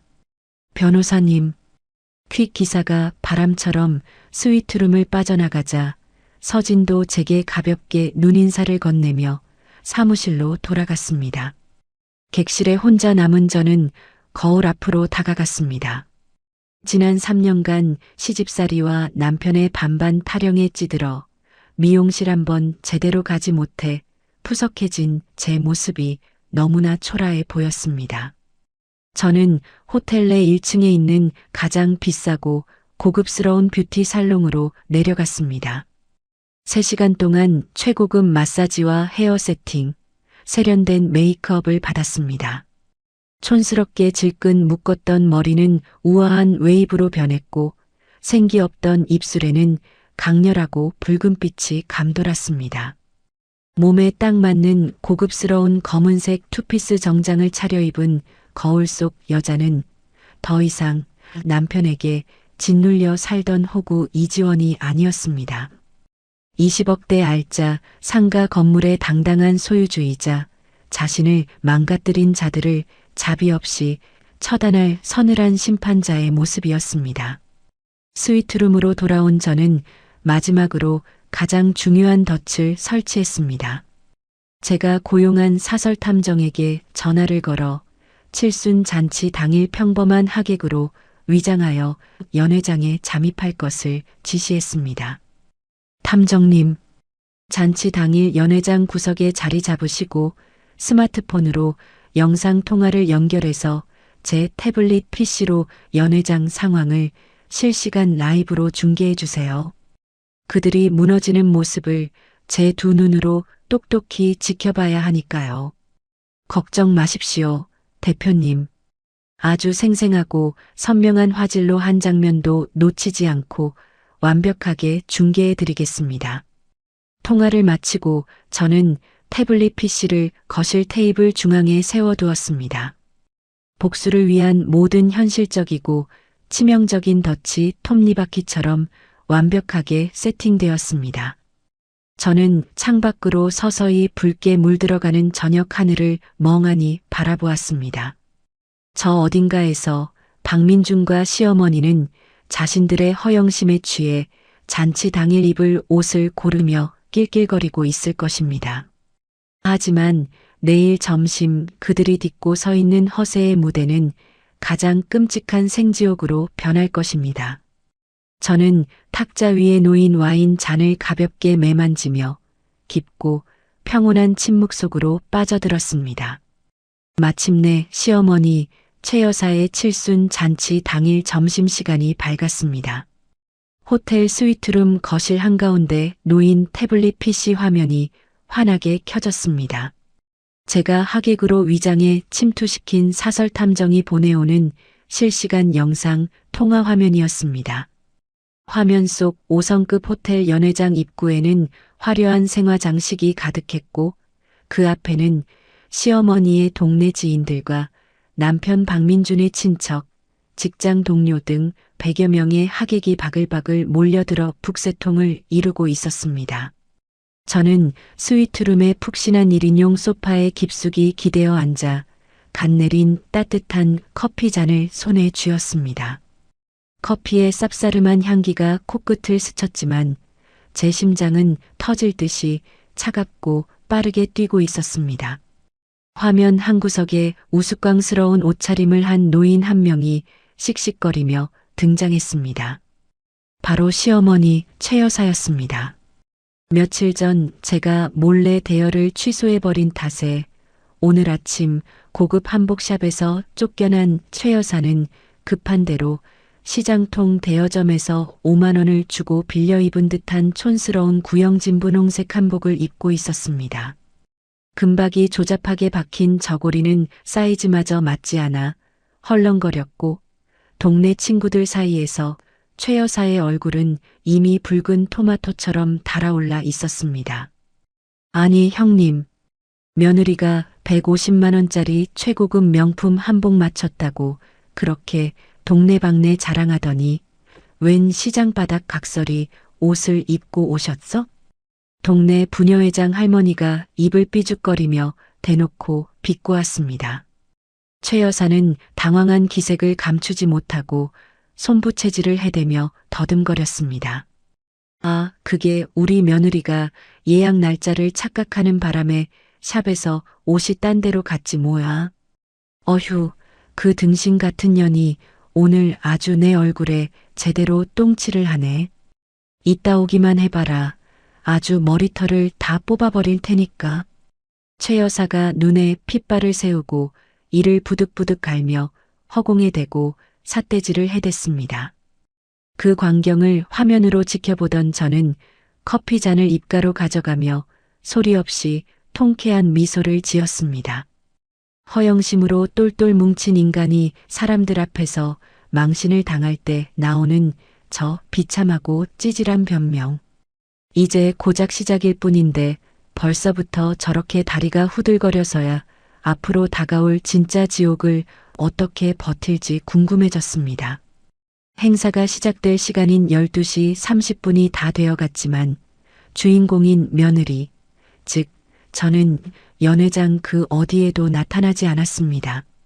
연회장 입구에서 손님을 맞던 박민주는 사색이 된 얼굴로 미친 듯이 자기 휴대전화를 귀에 붙이고 있었습니다. 화면 속 그의 입모양은 분명 저에게 쌍욕을 퍼붓고 있는 것이 확실했습니다. 아, 씨발. 이 미친년이 왜 전화를 안 받아? 결제는 다 해놨다면서 사람은 어디 간 거야? 박민준이 넥타이를 거칠게 풀어 헤치며 연회장 밖 복도를 미친 듯이 서성거렸습니다. 저는 제 휴대전화의 전원을 이미 어젯밤부터 꺼둔 상태였습니다.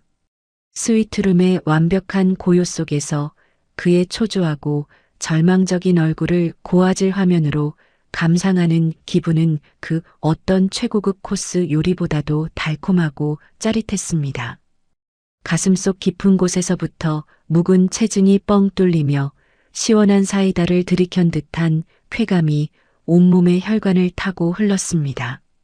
결국 제가 오지 않은 채로 칠순 잔치 행사가 찜찜하게 시작되었습니다. 사회자의 가벼운 농담에도 사람들의 반응은 싸늘했고 최 여사는 무대 단상에 올라가서도 억지 웃음을 지으며 불안한 눈빛으로 연회장 출입문 쪽만 힐끔거렸습니다.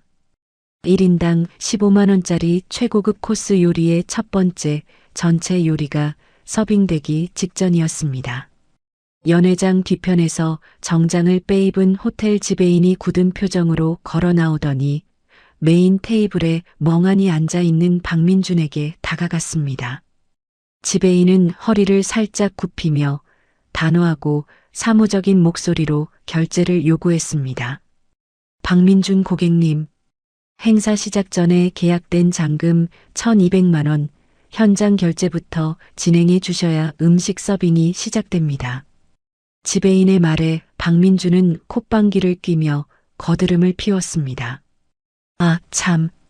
우리 집사람이 예약금 낼 때 다 알아서 한다고 했는데 융통성 없게 굴기는 자, 여기요. 일시불로 쫙 긁어주세요. 박민주는 주머니에서 지갑을 꺼내어 당당하게 자신의 개인 신용카드를 지배인에게 내밀었습니다. 하지만 박민주는 자신의 개인 카드가 며칠 전 상간녀와 호캉스를 즐기느라 이미 한도 초과 상태라는 사실을 까맣게 잊고 있었습니다. 지배인이 무선 결제기에 카드를 꽂고 잠시 후 삐빅하는 불길한 경고음과 함께 결제기가 붉은 빛을 깜빡였습니다. 고객님, 이 카드는 한도 초과로 승인이 거절되었습니다. 다른 카드 없으십니까? 지배인의 목소리가 마이크를 타지는 않았지만 주변 테이블에 앉아있던 하객들이 웅성거리기 시작했습니다. 박민준의 얼굴이 순식간에 흑빛으로 변했습니다. 그는 이마에 식은땀을 흘리며 다급하게 지갑에서 다른 카드를 꺼냈습니다. 그 카드는 바로 그가 다니는 회사의 법인카드였습니다. 오늘 아침 제가 보낸 익명의 횡령 고발장이 회사 감사팀에 접수되자마자 즉각 사용 정지 처리가 된 그 카드 말입니다. 아, 그럼 이걸로 해주세요. 이건 한도 빵빵한 VIP 카드니까 금방 될 겁니다. 박민준이 떨리는 손으로 법인카드를 내밀며 허세를 부렸습니다. 그러나 결제기에 카드가 꽂힌 순간 아까보다 훨씬 크고 날카로운 경고음이 연회장 안에 쩌렁쩌렁 울려 퍼졌습니다. 고객님, 이 카드는 도난 및 사고 신고, 거래 정지 상태입니다. 지금 저랑 장난하십니까? 1200만 원 결제가 당장 안 되면 저희는 주방에 음식 전면 취소 지시를 내리고 영업방해로 경찰을 부를 수밖에 없습니다. 지배인이 참다 못해 목소리를 높였고 그 소리는 연회장 전체를 얼어붙게 만들었습니다. 경찰이라는 단어가 나오자마자 단상 위에서 폼을 잡고 앉아있던 최 여사가 짐승처럼 비명을 지르며 바닥으로 털썩 주저앉았습니다. 아이고, 이게 무슨 망신이야. 아이고, 내 팔자야. 내 며느리년이 돈 들고 도망갔나 봐. 무전취식범으로 몰린 최 여사는 하객들 앞에서 다리가 완벽하게 풀려 엎드린 채 시장통 바닥을 뒹구는 사람처럼 땅바닥을 치며 통곡하기 시작했습니다. 100여 명의 하객들은 먹으려던 포크를 내려놓고 수군거렸고 분위기는 걷잡을 수 없이 험악해졌습니다. 아니, 밥값도 안 내놓고 사람들을 이 비싼 데 불렀어? 사기꾼 집구석 아니야, 이거. 하객들의 원색적인 비난이 쏟아지는 가운데 연회장 구석에서 또 다른 소란이 터졌습니다. 제 탐정이 비추는 카메라 앵글이 다급하게 돌아갔습니다. 연회장 맨 뒷자리 구석의 모자 푹 눌러쓰고 하객으로 위장해 몰래 밥을 먹으러 왔던 젊은 여자가 박민준의 큰어머니에게 머리채를 잡혀 질질 끌려 나오고 있었습니다. 바로 박민준의 직장 후배이자 상간녀였습니다. 너 이년, 네가 우리 조카 민준이랑 밖에서 바람 피우면서 회사 돈 빼돌려 쓰는 그 여우 같은 년 맞지? 내가 엊그제 민준이 회사 앞에서 너희 둘이 모텔에서 기어 나오는 거 똑똑히 봤어. 큰어머니의 쩌렁쩌렁한 폭로에 연회장은 그야말로 아수라장, 대환장 파티가 되어버렸습니다. 상간녀는 비명을 지르며 도망치려 했고 친척들은 그녀를 둘러싸고 욕설을 퍼부었습니다. 결제는 막히고 바닥에 엎드려 짐승처럼 울부짖는 어머니와 하객들 앞에서 정체가 완벽하게 탄로난 상간녀 사이에서 강민주는 완전히 이성을 잃고 말았습니다. 그는 턱 근육을 덜덜 떨며 그 어떤 행동도 하지 못한 채 초점 잃은 눈으로 텅 빈 허공만 바라보며 영혼이 나간 듯 멍 때리고 서 있었습니다. 그의 찌질하고 옹졸했던 오만함이 수백 명 앞에서 산산조각 나며 가장 밑바닥의 쓰레기로 전락하는 완벽한 순간이었습니다. 저는 태블릿 화면 속에서 그들이 가장 비참하게 무너져 내린 그 찰나를 기다렸습니다. 손가락이 조금도 떨리지 않았습니다. 저는 제 휴대전화를 켜고 이혼 소장 PDF 파일, 상간녀 위자료 청구서, 그리고 법인카드 횡령 증거 캡처본을 묶어 강민준의 이메일과 메신저로 동시에 전송 버튼을 눌렀습니다. 전송 완료. 제 화면에 뜬 단 4글자가 저의 완벽한 승리를 선포하고 있었습니다. 아수라장으로 변해 엉망진창이 된 연회장 화면을 가볍게 터치해 꺼버렸습니다. 방 안은 다시 스위트룸 특유의 고급스럽고 차분한 정적으로 채워졌습니다. 저는 테이블 위에 놓인 커피를 한 모금 마저 마시고 캐리어를 챙겨 방문을 나섰습니다. VIP 전용 엘리베이터를 타고 로비로 내려오는 제 발걸음은 깃털처럼 가벼웠습니다. 호텔 회전문을 열고 밖으로 나오자 따뜻하고 눈부신 봄 햇살이 제 얼굴을 부드럽게 감싸 안았습니다. 지옥 같은 3년의 족쇄를 완전히 끊어내고 맞이하는 가장 찬란하고 자유로운 공기였습니다. 저는 크게 심호흡을 한 뒤 꼿꼿하게 허리를 펴고 홀가분하게 앞으로 걸어 나갔습니다. 칠순 잔치의 대참사가 벌어지고 3일이라는 시간이 무겁게 흘러갔습니다. 제가 호텔 스위트룸을 나와 임시로 머무르고 있는 외곽의 작은 오피스텔 창문 밖으로 차갑고 굵은 빗방울이 유리창을 사정없이 때리고 있었습니다. 방 안은 불을 켜지 않아 짙은 회색빛 어둠이 무겁게 내려앉아 있었습니다. 며칠째 환기를 제대로 하지 않아 공기 중에는 탁한 커피 냄새와 숨막히는 침묵만이 가득 채워져 있었습니다. 거실 탁자 위에 올려둔 제 스마트폰 화면이 쉴 새 없이 번쩍이며 어두운 방 안을 불길하게 갈랐습니다. 진동 소리가 탁자를 타고 제 발끝까지 차갑게 전해졌습니다. 저는 마른 입술을 혀로 축이며 덜덜 떨리는 손가락으로 화면을 넘겼습니다. 잔치 당일 1,200만 원의 호텔 비용을 고금리 사채로 겨우 막고 이혼 소장까지 뒤집어 쓴 박민주는 분노에 완전히 눈이 멀어 있었습니다. 그는 이성을 잃고 직장인 익명 게시판과 지역 중고거래 게시판에 저를 겨냥한 악의적인 날조글을 도배하기 시작했습니다. 박민준이 올린 자극적인 글들은 순식간에 조회수 수만 건을 기록하며 무서운 속도로 퍼져나가고 있었습니다. 제 아내가 어머니 칠순 잔치 비용 1,500만 원을 훔쳐서 야반도주했습니다. 평소에도 돈에 미쳐서 10원짜리 하나까지 계산하며 시부모를 벌레 취급하던 악독한 여자입니다. 제발 이 도둑을 잡아주세요. 화면을 아래로 내릴수록 제 숨통이 턱턱 막혀왔습니다. 저를 알지도 못하는 익명의 사람들이 제 예전 직장과 출신 학교 등 신상을 무차별적으로 털어내며 저를 천하의 몹쓸 악녀로 몰아가고 있었습니다. 심지어 게시글 밑에는 자신을 박민준의 지인이라고 밝힌 익명의 댓글 하나가 가장 위에 고정되어 있었습니다. 저 여자 자기가 먼저 다른 남자랑 외도 저질러 놓고 결백하고 불쌍한 남편한테 모든 걸 뒤집어 씌우고 도망친 겁니다. 제가 똑똑히 봤습니다. 잔치 당일 친척들에게 머리채를 잡혀 끌려나갔던 상간녀가 뻔뻔하게 익명 계정 뒤에 숨어 박민준의 여론 조작에 가세하고 있었습니다.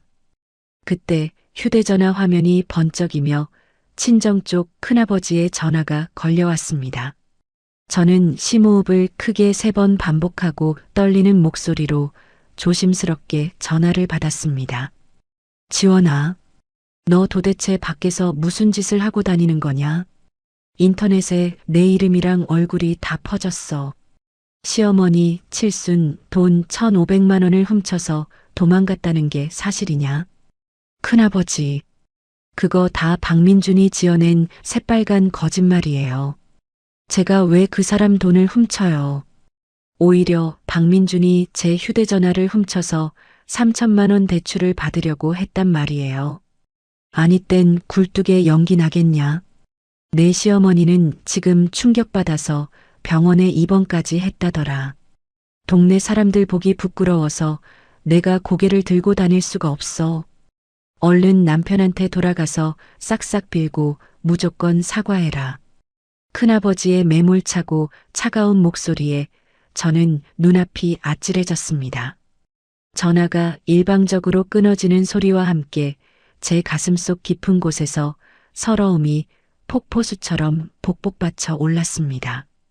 명절마다 친정 식구들 챙기며 양손 무겁게 선물을 사들고 갔던 지난 시간들이 주마등처럼 스쳐 지나갔습니다. 피를 나눈 친척마저 인터넷의 가짜 뉴스에 선동되어 저를 의심하고 비난하는 끔찍한 현실에 온몸의 피가 차갑게 식어내렸습니다. 저는 바닥에 털썩 주저앉아 박민준이 올린 또 다른 기사 링크를 눌렀습니다. 지역 소규모 인터넷 언론사가 찍어 올린 자극적인 인터뷰 영상이었습니다. 화면 속 시어머니 최 여사는 동네 정형외과 병실 침대에 환자복을 겹쳐 입고 누워 있었습니다. 아이고, 기자 양반. 내 며느리가 평소에 나를 쥐잡듯이 잡아서 내가 결국 화병이 나서 쓰러졌어요. 칠순 잔치한다고 사람 100명이나 불러놓고 돈을 훔쳐서 도망가는 바람에 내가 길바닥에 나앉게 생겼습니다. 우리 불쌍한 아들은 어쩌면 좋아요. 최 여사는 눈물 한 방울 나오지 않는 마른 세수를 하며 과장되게 가슴을 팡팡 쳤습니다. 박민준과 최 여사는 자신들의 치부를 가리기 위해 철저하고 역겨운 언론 플레이를 펼치며 저를 사회적으로 매장하려 발악하고 있었습니다. 완벽했던 복수국이 예기치 못한 역풍을 맞았다는 위기감이 등골을 타고 서늘하게 흘러내렸습니다. 제가 조용히 관리하던 20억 원짜리 상가 건물 세입자들조차 흉흉한 소문을 듣고 저에게 의심 섞인 확인 전화를 걸어오는 실정이었습니다. 사방이 꽉 막힌 차가운 시멘트 벽에 혼자 갇힌 기분이었습니다. 외출조차 마음대로 할 수 없는 상황 속에서 쏟아지는 악플과 비난의 화살에 숨이 멎을 것만 같았습니다. 밤 11시가 훌쩍 넘어선 늦은 시간이었습니다. 빗줄기가 더욱 거세져 창문을 부술듯이 세차게 때리고 있을 때 현관문 밖에서 무언가 둔탁하고 거친 소리가 들렸습니다. 쾅쾅쾅. 오피스텔 현관문을 누군가 거칠게 발로 차는 소리였습니다. 저는 숨을 헉하고 멈추고 현관문 쪽으로 까치발을 들고 소리 없이 다가갔습니다.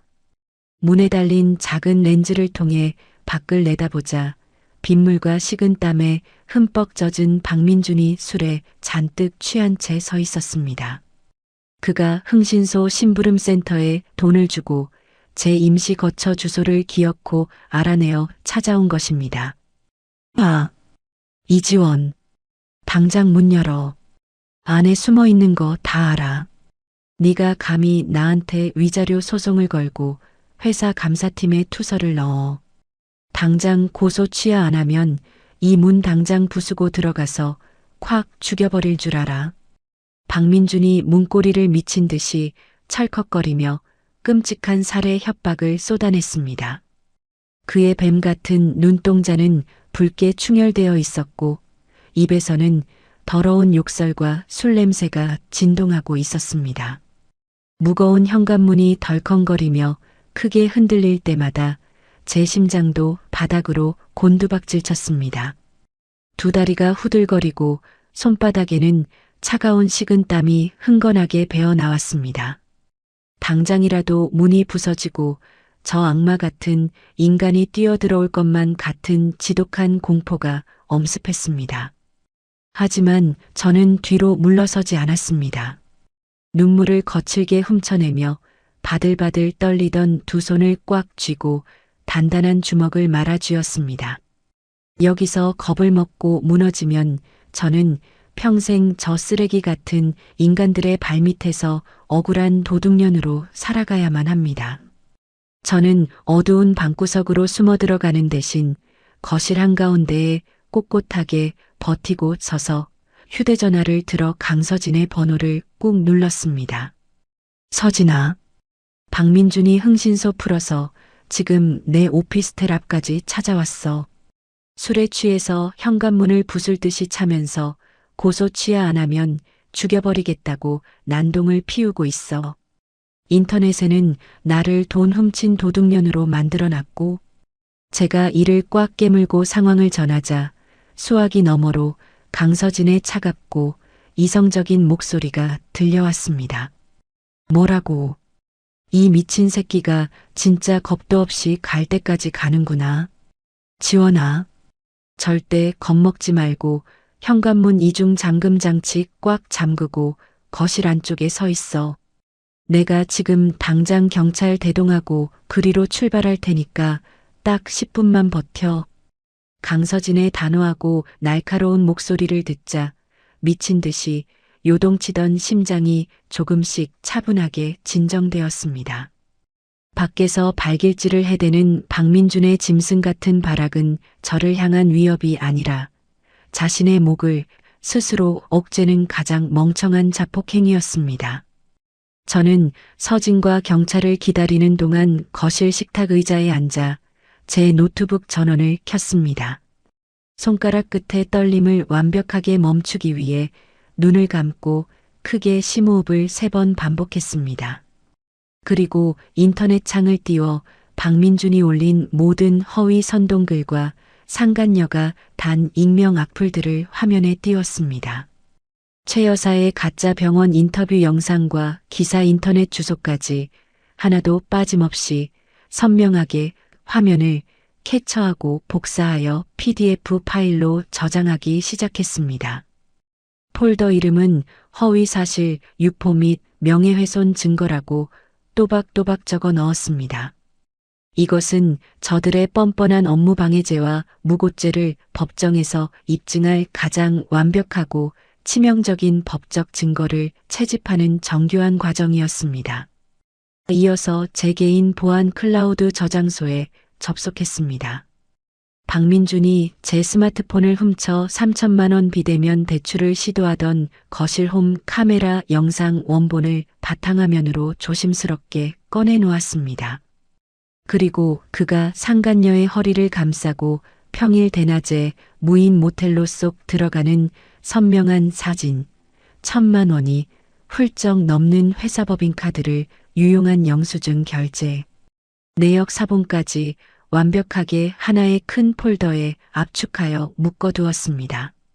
그들의 얄팍한 거짓말을 산산조각 낼 명백한 팩트와 시퍼런 증거들이 제 노트북 화면 속에서 눈부시게 번쩍이고 있었습니다. 저들은 고작 손가락으로 키보드 몇 번 두드려서 저를 사회에서 매장하려 했습니다. 하지만 저는 가장 합법적이고 잔인한 법의 테두리 안에서 그들의 사회적 생명과 경제적 숨통을 완전히 끊어버릴 무서운 단두대를 정교하게 조립하고 있었습니다. 저들을 향한 어설픈 동정심이나 일말의 망설임은 이제 단 1%도 남아있지 않았습니다. 현관문 밖에서는 여전히 박민준이 고래고래 악을 쓰며 문을 걷어차고 있었습니다. 하지만 제 귓가에는 그 위협적인 소리가 곧 경찰서 유치장 차가운 시멘트 바닥에서 질질 짜며 살려달라고 애원할 패배자의 구차하고 애처로운 소음으로밖에 들리지 않았습니다. 화면 속 마우스 커서를 빠르게 움직이는 제 눈빛은 겨울 새벽의 차가운 공기처럼 매섭고 날카롭게 빛나고 있었습니다. 쾅쾅쾅. 현관문이 부서질 듯한 거친 파열음이 차가운 오피스텔 복도를 날카롭게 찢어놓았습니다. 저는 거실 한가운데에 꼿꼿하게 서서 굳게 닫힌 철문을 서늘한 눈빛으로 노려보았습니다. 문 밖에서는 박민준이 짐승처럼 악을 쓰며 끔찍한 살해 협박을 멈추지 않았습니다. 아, 이지원, 당장 문 안 열어. 네가 감히 내 인터넷 글에 반박을 달고 경찰을 불러. 문 부수고 들어가서 진짜 가만 안 둘 줄 알아. 박민준의 목소리에는 도끼와 알코올 냄새가 끈적하게 배어 있었습니다. 제 심장은 여전히 빠르게 뛰고 있었지만 두려움 때문이 아니라 곧 눈앞에서 펼쳐질 완벽한 사냥에 대한 기대감 때문이었습니다. 저는 두 주먹을 꽉 쥐고 숨을 죽인 채 손목시계의 초침이 째깍거리는 소리에 집중했습니다. 그런데 그 순간 창밖을 때리던 거센 빗소리를 뚫고 요란한 경찰차 사이렌 소리가 오피스텔 주차장 쪽에서부터 날카롭게 울려 퍼졌습니다. 붉고 푸른 경광등 불빛이 젖은 유리창을 뚫고 거실 벽면에 어지럽게 번쩍였습니다. 동시에 복도 쪽에서 수많은 사람의 다급한 발소리가 쿵쾅거리며 울렸습니다. 경찰관님, 저기 저 남자입니다. 제 의뢰인의 거주지에 무단 침입을 시도하고 살해 협박을 하고 있는 현행범입니다. 당장 체포해 주세요. 강서진의 날카롭고 단호한 목소리가 복도를 쩌렁쩌렁하게 울렸습니다. 그와 동시에 육중한 체격의 경찰관 2명이 박민준의 양팔을 거칠게 꺾어 뒤로 제압했습니다. 당신 지금 주거침입이랑 특수협박 현행범으로 체포합니다. 변호사를 선임할 수 있고 묵비권을 행사할 수 있습니다. 당장 반항 멈추세요. 경찰관의 엄중한 경고에 박민준은 발버둥을 치며 미친 듯이 소리를 질렀습니다. 이거 나. 이거 안 나. 저 안에 있는 년이 내 마누라야. 내 마누라가 내 돈 1,500만 원 훔쳐서 도망갔단 말이야. 남편이 마누라 찾아온 게 무슨 주거침입이야. 박민준이 핏대를 세우며 억지를 부리자 강서진이 콧방귀를 뀌며 그의 눈앞으로 다가갔습니다. 법적으로 엄연히 별거 중이고 이혼 소송 중인 타인 명의의 거주지에 무단으로 문을 부수고 들어오려 한 건 명백한 중범죄야. 게다가 죽여버리겠다고 협박한 음성, 여기 내 휴대전화에 아주 선명하게 다 녹음됐어. 철컥. 차가운 금속 마찰음과 함께 박민준의 두 손목에 은빛 수갑이 단단하게 채워졌습니다. 저는 그제야 천천히 현관문 이중 잠금 장치를 풀고 문을 활짝 열었습니다. 복도에 차가운 공기가 밀려 들어옴과 동시에 수갑을 찬 채 바닥에 무릎이 꺾인 박민준의 처절하고 찌질한 얼굴이 제 시야에 완벽하게 들어왔습니다. 머리칼은 빗물과 땀에 젖어 이마에 달라붙어 있었고 오만했던 두 눈동자는 이제 공포와 수치심으로 덜덜 떨리고 있었습니다. 민준아, 거기가 내 알량한 허영심의 끝이야. 제가 차갑게 내려다보며 내뱉자 박민준은 입술을 파르르 떨며 아무런 반박도 하지 못하고 경찰의 손에 질질 끌려 승강기 쪽으로 사라졌습니다. 그의 비참한 뒷모습이 시야에서 완전히 사라지자마자 강서진이 제 어깨를 단단하게 감싸 안으며 거실로 들어왔습니다. 지원아, 많이 안 놀랐어.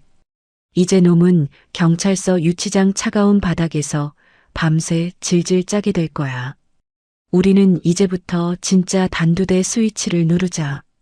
서진의 눈빛은 사냥에 성공한 맹수처럼 매섭게 빛나고 있었습니다. 저희는 곧바로 식탁 위에 놓인 제 노트북 앞에 나란히 앉았습니다. 손가락의 떨림은 이미 완벽하게 사라졌고 제 머릿속은 거대한 체스판을 내려다보는 것처럼 차갑고 투명해졌습니다. 우리는 박민준이 거짓 선동글을 올렸던 직장인 익명 게시판과 당근마켓 동네 생활 게시판에 동시다발적으로 진실 규명글을 작성하기 시작했습니다. 이지원, 10원 단위까지 철저하게 반반 나누자던 그 기형적인 가계부 사진부터 제일 먼저 첨부해. 서진이 지시하자 저는 박민준이 매달 억지를 부리며 작성하게 했던 생활비 장부 사진을 화면 중앙에 띄웠습니다. 그리고 이어서 가장 치명적인 증거들을 차례대로 업로드했습니다. 박민준이 1,000만 원이 넘는 회사 법인카드를 몰래 유용하여 상간녀와 평일 대낮에 호캉스를 즐긴 결제 내역서. 그 두 사람이 다정하게 팔짱을 끼고 무인 모텔로 들어가는 선명한 폐쇄회로 텔레비전 화면 캡처본. 그리고 최 여사가 제 부모님을 모욕하며 패륜적인 막말을 쏟아낸 홈 카메라 생생한 음성 파일까지 전부 게시글에 첨부했습니다. 이게 바로 시어머니 칠순 잔치 1,500만 원을 며느리 통장에서 훔치려던 인간 쓰레기의 진짜 민낯입니다. 제가 마지막 문장을 또박또박 키보드로 쳐서 입력하고 엔터키를 3개 내리쳤습니다. 글이 인터넷에 올라가자마자 반응은 폭발적이었습니다. 단 10분 만에 조회수가 수만 건을 돌파하며 여론은 180도 완벽하게 뒤집혔습니다. 네티즌들은 명백한 팩트 폭격 앞에 경악을 금치 못하며 분노의 십자포화를 퍼붓기 시작했습니다. 세상에, 저 남편 완전 미친 쓰레기네. 생활비는 100원까지 반반하자면서 지 엄마 칠수는 아내 돈으로 1,500만 원짜리 호텔 잔치를 해. 법인카드로 상간녀랑 모텔 간 거 봐라. 저거 완전 회사 돈 횡령이잖아. 저놈 회사 감사팀에 당장 찔러야겠다. 시어머니 막말 들어보니까 소름이 쫙 돋는다. 환자복 입고 병원 침대에 누워서 가짜 눈물 짜내더니 완전 악마가 따로 없네. 수천 개의 댓글이 박민준과 최 여사를 맹렬하게 물어뜯기 시작했습니다. 분노한 사람들은 박민준의 신상과 상간녀의 직장 부서까지 탈탈 털어내며 인터넷상에서 그들을 완벽하게 발가벗겨버렸습니다. 그 광경을 모니터로 지켜보던 저는 참았던 묵은 체증이 한순간에 씻겨 내려가는 짜릿한 카타르시스를 느꼈습니다. 그때 강서진이 노트북 옆에 두꺼운 고소장 뭉치를 툭 올려놓으며 서늘하게 웃었습니다. 지원아, 이게 끝이 아니야. 대형 로펌 이름으로 들어가는 단체 고소장이야. 박민준, 상간녀, 그리고 인터넷에서 너한테 입에 담지도 못할 허위 사실 유포한 악플러 50명 명단 싹 다 출연했어. 악플러 10명 전부 형사고소 들어가는 거야. 당연하지. 사이버 명예훼손에 무고죄까지 싹 다 걸었어. 합의금은 한 사람당 최소 1,000만 원씩 부를 거야. 놈들이 내 가슴에 박은 대못 전부 돈과 빨간 줄로 갚아주게 만들어야지. 서진의 자비 없는 법적 처단에 저는 고개를 강하게 끄덕였습니다. 우리의 반격은 여기서 멈추지 않았습니다. 다음 날 아침 9시 정각. 인터넷에 명백한 횡령 증거까지 낱낱이 폭로되자 박민준 회사의 감사팀은 즉각 비상징계위원회를 열었습니다. 수많은 직원이 보는 앞에서 박민준과 상간녀는 대기 발령 조치 통보를 받았고 회사는 1,000만 원대 법인카드 유용 혐의로 두 사람을 경찰에 정식 수사 의뢰했습니다. 하루아침에 밥줄이 끊기고 전과자가 될 위기에 처한 것입니다. 오전 11시 제 휴대전화로 낯선 번호의 전화가 걸려왔습니다. 강서진이 전화를 대신 넘겨받아 차가운 목소리로 응대했습니다. 네, 강서진 변호사입니다. 아, 기자님이시군요. 최 여사 가짜 입원 기사 쓰신 분 맞죠? 제가 어제 로펌 이름으로 내용 증명이랑 병원 진단서 위조 증거 다 보내드렸는데 확인하셨습니까? 정정보도 당장 안 내시면 언론중재위원회 제소는 물론이고 기자님 개인 상대로도 민형사 소송 같이 들어갑니다. 서진의 매서운 협박에 수화기 너머로 기자의 다급하고 비굴한 목소리가 흘러나왔습니다. 그리고 단 30분 뒤 포털 사이트 메인 화면에 최 여사의 자작극을 통렬하게 비판하는 정정 보도 기사가 대문짝만하게 실렸습니다.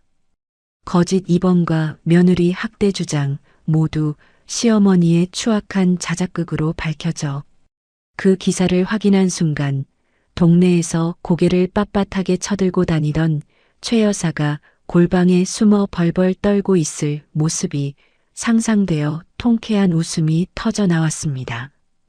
연이은 고소장 폭탄과 수천만 원의 손해배상 소송 청구서를 받아든 상간녀는 결국 엄청난 공포에 질려 박민준이 등에 칼을 꽂았습니다. 그녀는 직장인 게시판에 자필로 쓴 구차한 사과문을 사진으로 찍어 올렸습니다. 이 모든 여론 조작과 불륜의 주동자는 박민준 과장이었습니다. 저는 유부남인 줄 나중에 알았고 억지로 끌려다녔습니다. 박민준이 저를 속이고 법인카드로 환심을 샀습니다. 이지원님께 진심으로 사죄드립니다. 제발 고소만은 취하해 주세요. 자신들끼리 진흙탕에서 서로를 물어뜯으며 처절하게 싸우는 꼴이 참으로 우스웠습니다. 허영심과 탐욕으로 뭉쳐있던 그들의 얄팍한 연대는 시퍼런 법의 심판 앞에서 종이장처럼 무참하게 찢어지고 있었습니다. 그날 저녁, 저는 눅눅한 오피스텔을 완전히 벗어나 강남 한복판에 있는 서진의 대형 로펌 사무실에 앉아 있었습니다. 사무실은 따뜻하고 눈부신 조명으로 환하게 밝혀져 있었고 제 손에는 갓 내린 향긋하고 따뜻한 아메리카노 한 잔이 들려 있었습니다. 탁자 위 거대한 텔레비전 화면에서는 저녁 메인 뉴스가 흘러나오고 있었습니다. 오늘 오전 유명 중견기업의 박모 과장이 법인카드 1,000만 원 횡령 및 특수협박 혐의로 경찰서에 출석했습니다. 화면 속 박민준은 수갑을 찬 채 초췌하고 찌질한 얼굴로 경찰서 유치장으로 질질 끌려 들어가고 있었습니다. 수많은 카메라 플래시가 그의 비참한 얼굴을 자비 없이 때렸습니다.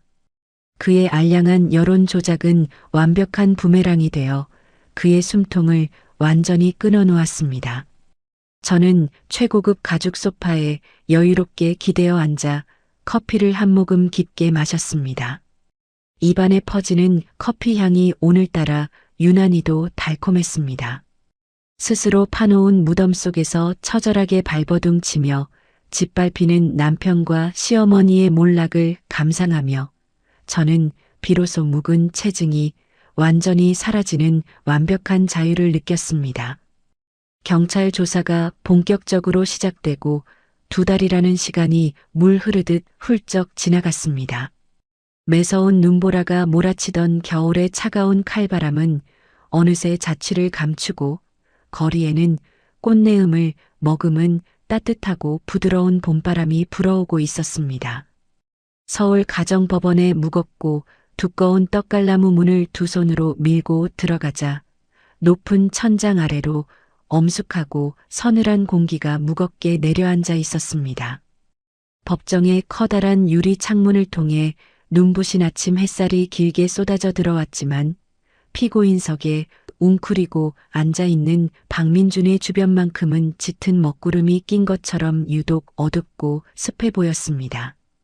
그의 몸에서는 며칠 동안 제대로 씻지 못한 퀴퀴한 땀 냄새와 싸구려 소주 냄새가 역겹게 섞여 코를 찌르고 있었습니다.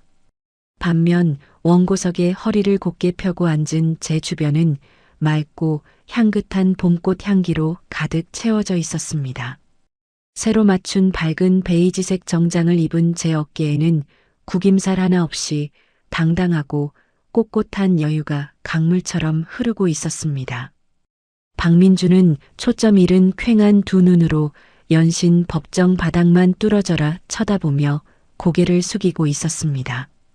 그의 손톱은 극도의 불안감에 이빨로 물어뜯어 붉은 피가 맺혀 있었고 앙상해진 두 다리는 사시나무 떨리듯 덜덜 떨리고 있었습니다. 그의 바로 뒤 방청석 구석에 쪼그려 앉은 시어머니 최 여사의 모습은 더욱 비참하고 처절했습니다. 최 여사는 허리가 심하게 굽은 채 낡은 나무 지팡이에 겨우 몸을 의지하고 있었고 과거에 동네방네 허세를 부리던 오만했던 얼굴은 온데간데 없이 푹 꺼진 볼창과 검게 죽은 거친 피부만이 흉하게 남아 있었습니다.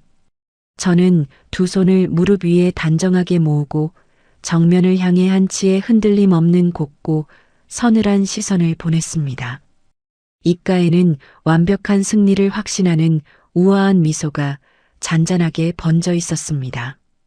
박민준이 고개를 돌려 애처로운 눈빛으로 저를 쳐다보며 입술을 달달 떨었지만 저는 그를 마치 길바닥에 굴러다니는 더러운 돌멩이를 보듯 완벽하게 무시해버렸습니다. 피고 박민준은 혼인 파탄의 중대한 책임이 명백히 인정되므로 원고 이지원에게 정신적 피해 보상 위자료 3천만 원을 즉각 지급하라. 또한 원고가 친정아버지로부터 상속받은 20억 원 상당의 상가 건물은 피고의 재산 형성 기여도가 단 1%도 없으므로 피고의 재산분할 청구를 완벽하게 기각한다. 판사가 두꺼운 판결문을 천천히 낭독하는 그 단호하고 준엄한 목소리가 법정 안을 쩌렁쩌렁하게 울렸습니다. 그 순간 박민준의 마지막 동아줄이었던 얄팍한 탐욕의 끈이 완전히 산산조각 나며 끊어져 버렸습니다. 그는 1,000만 원 이상의 회삿돈을 횡령하고 저를 향해 살해 협박을 가한 혐의로 결국 다니던 대기업에서 비참하게 징계해고를 당했습니다. 그가 평생을 바쳐 모은 피 같은 퇴직금은 호텔 칠순 잔치 위약금 1,200만 원과 회사법인카드 횡령액을 배상하느라 단 1원도 남지 않고 전부 압류당해 버렸습니다. 이어지는 형사재판에서도 그의 특수협박과 금융범죄가 모두 유죄로 인정되어 집행유예 2년과 거액의 벌금형이라는 빨간 줄 전과 기록을 목에 걸게 되었습니다. 이제 그는 대한민국의 그 어떤 번듯한 직장에도 취업할 수 없는 완벽한 신용불량자이자 사회의 낙오자로 전락한 것입니다. 아이고, 판사님, 우리 아들 억울하고 불쌍해서 어떡합니까? 저 독하고 무서운 며느리년이 내 아들 앞길을 완전히 다 망쳐놨어요. 제발 우리 아들 좀 살려주세요. 최 여사가 바닥에 털썩 주저앉아 앙상한 가슴을 팡팡 치며 짐승처럼 울부짖었습니다. 조용히 하세요. 신성한 법정에서 계속 소란을 피우시면 즉각 밖으로 퇴정 조치하겠습니다. 건장한 법원 경비원이 최 여사의 굽은 어깨를 거칠게 잡아끌며 단호하고 무섭게 경고했습니다. 모든 재판이 끝나고 법원 밖 복도로 당당하게 걸어 나오자 박민준이 헐레벌떡 뛰어와 제 바지가랑이를 덥석 붙잡으며 바닥에 무릎을 꿇었습니다. 지원아, 내가 정말 악마에 씌어 미쳤었나 봐. 다 내 잘못이야. 제발 내 건물 지분 아주 조금만 단돈 1,000만 원이라도 떼어주면 안 될까? 나 지금 신용카드 빚에 고금리 사채 이자까지 눈덩이처럼 쌓여서 길거리에 나 앉아 굶어 죽게 생겼어. 제발 한 번만 살려줘. 박민준이 체면도 다 버린 채 더러운 눈물과 콧물을 질질 흘리며 구차하게 애원했습니다. 저는 신고 있던 구두굽으로 박민준의 손을 아주 차갑고 매몰차게 쳐냈습니다. 이 더러운 손 당장 치워. 네가 감히 우리 아버지가 피땀 흘려 남겨주신 소중한 유산을 탐내. 매달 생활비 10원짜리 하나까지 철저하게 반반 나누자며 내 피를 말리고 숨통을 조이던 내 원칙대로 살아. 남은 평생 그 더러운 사채 빚이나 내상간녀랑 10원 단위로 반반씩 짊어지고 평생 바닥을 기어다니라고. 제가 얼음장처럼 차가운 목소리로 날카롭게 쏘아붙이자 박민준은 바닥에 시커먼 얼굴을 묻고 짐승처럼 오열했습니다.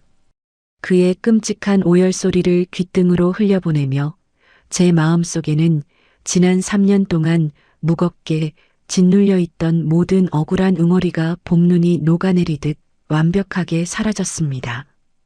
결혼 생활 내내 식모 취급을 받으며 갉아먹혔던 자존감의 깊은 상처가 말끔히 치유되고 제 진짜 빛나는 가치와 힘을 온전히 깨닫게 된 것입니다.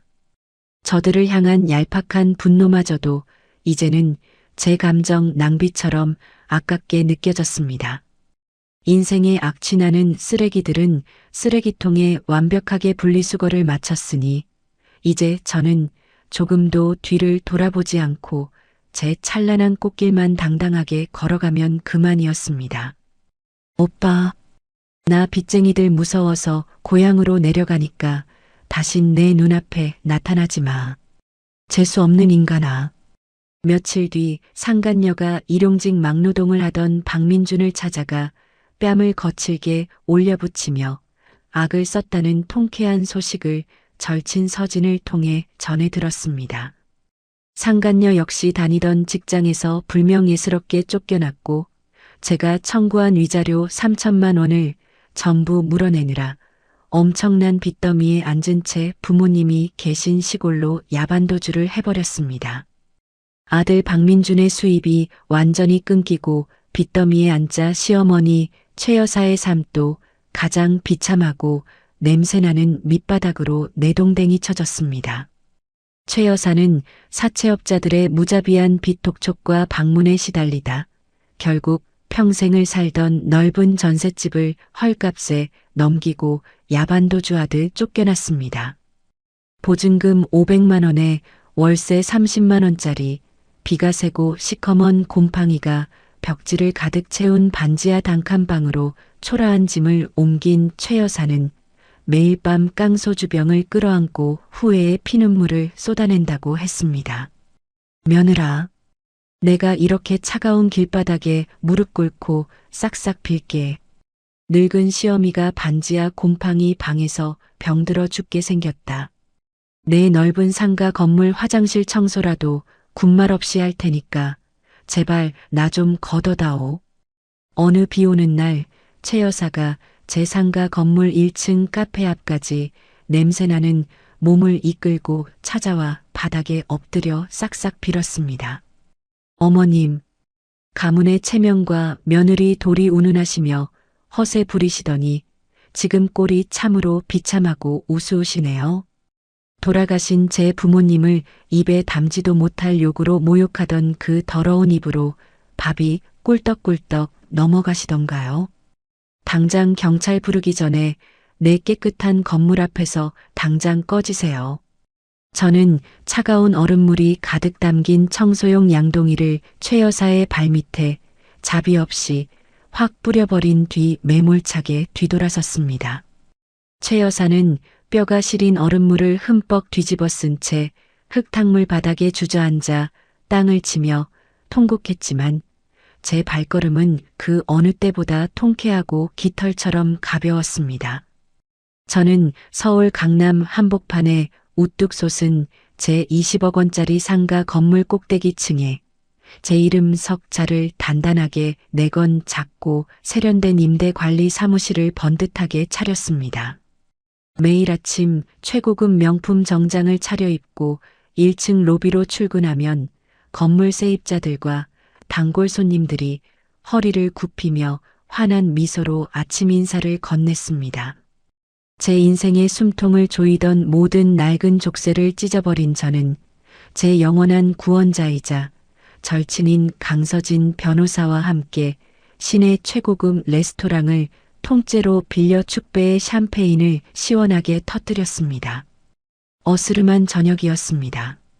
사무실의 넓은 통유리 창문 틈으로 들어오는 따뜻하고 부드러운 봄바람이 제 얇은 발목을 포근하게 스치고 지나갔습니다.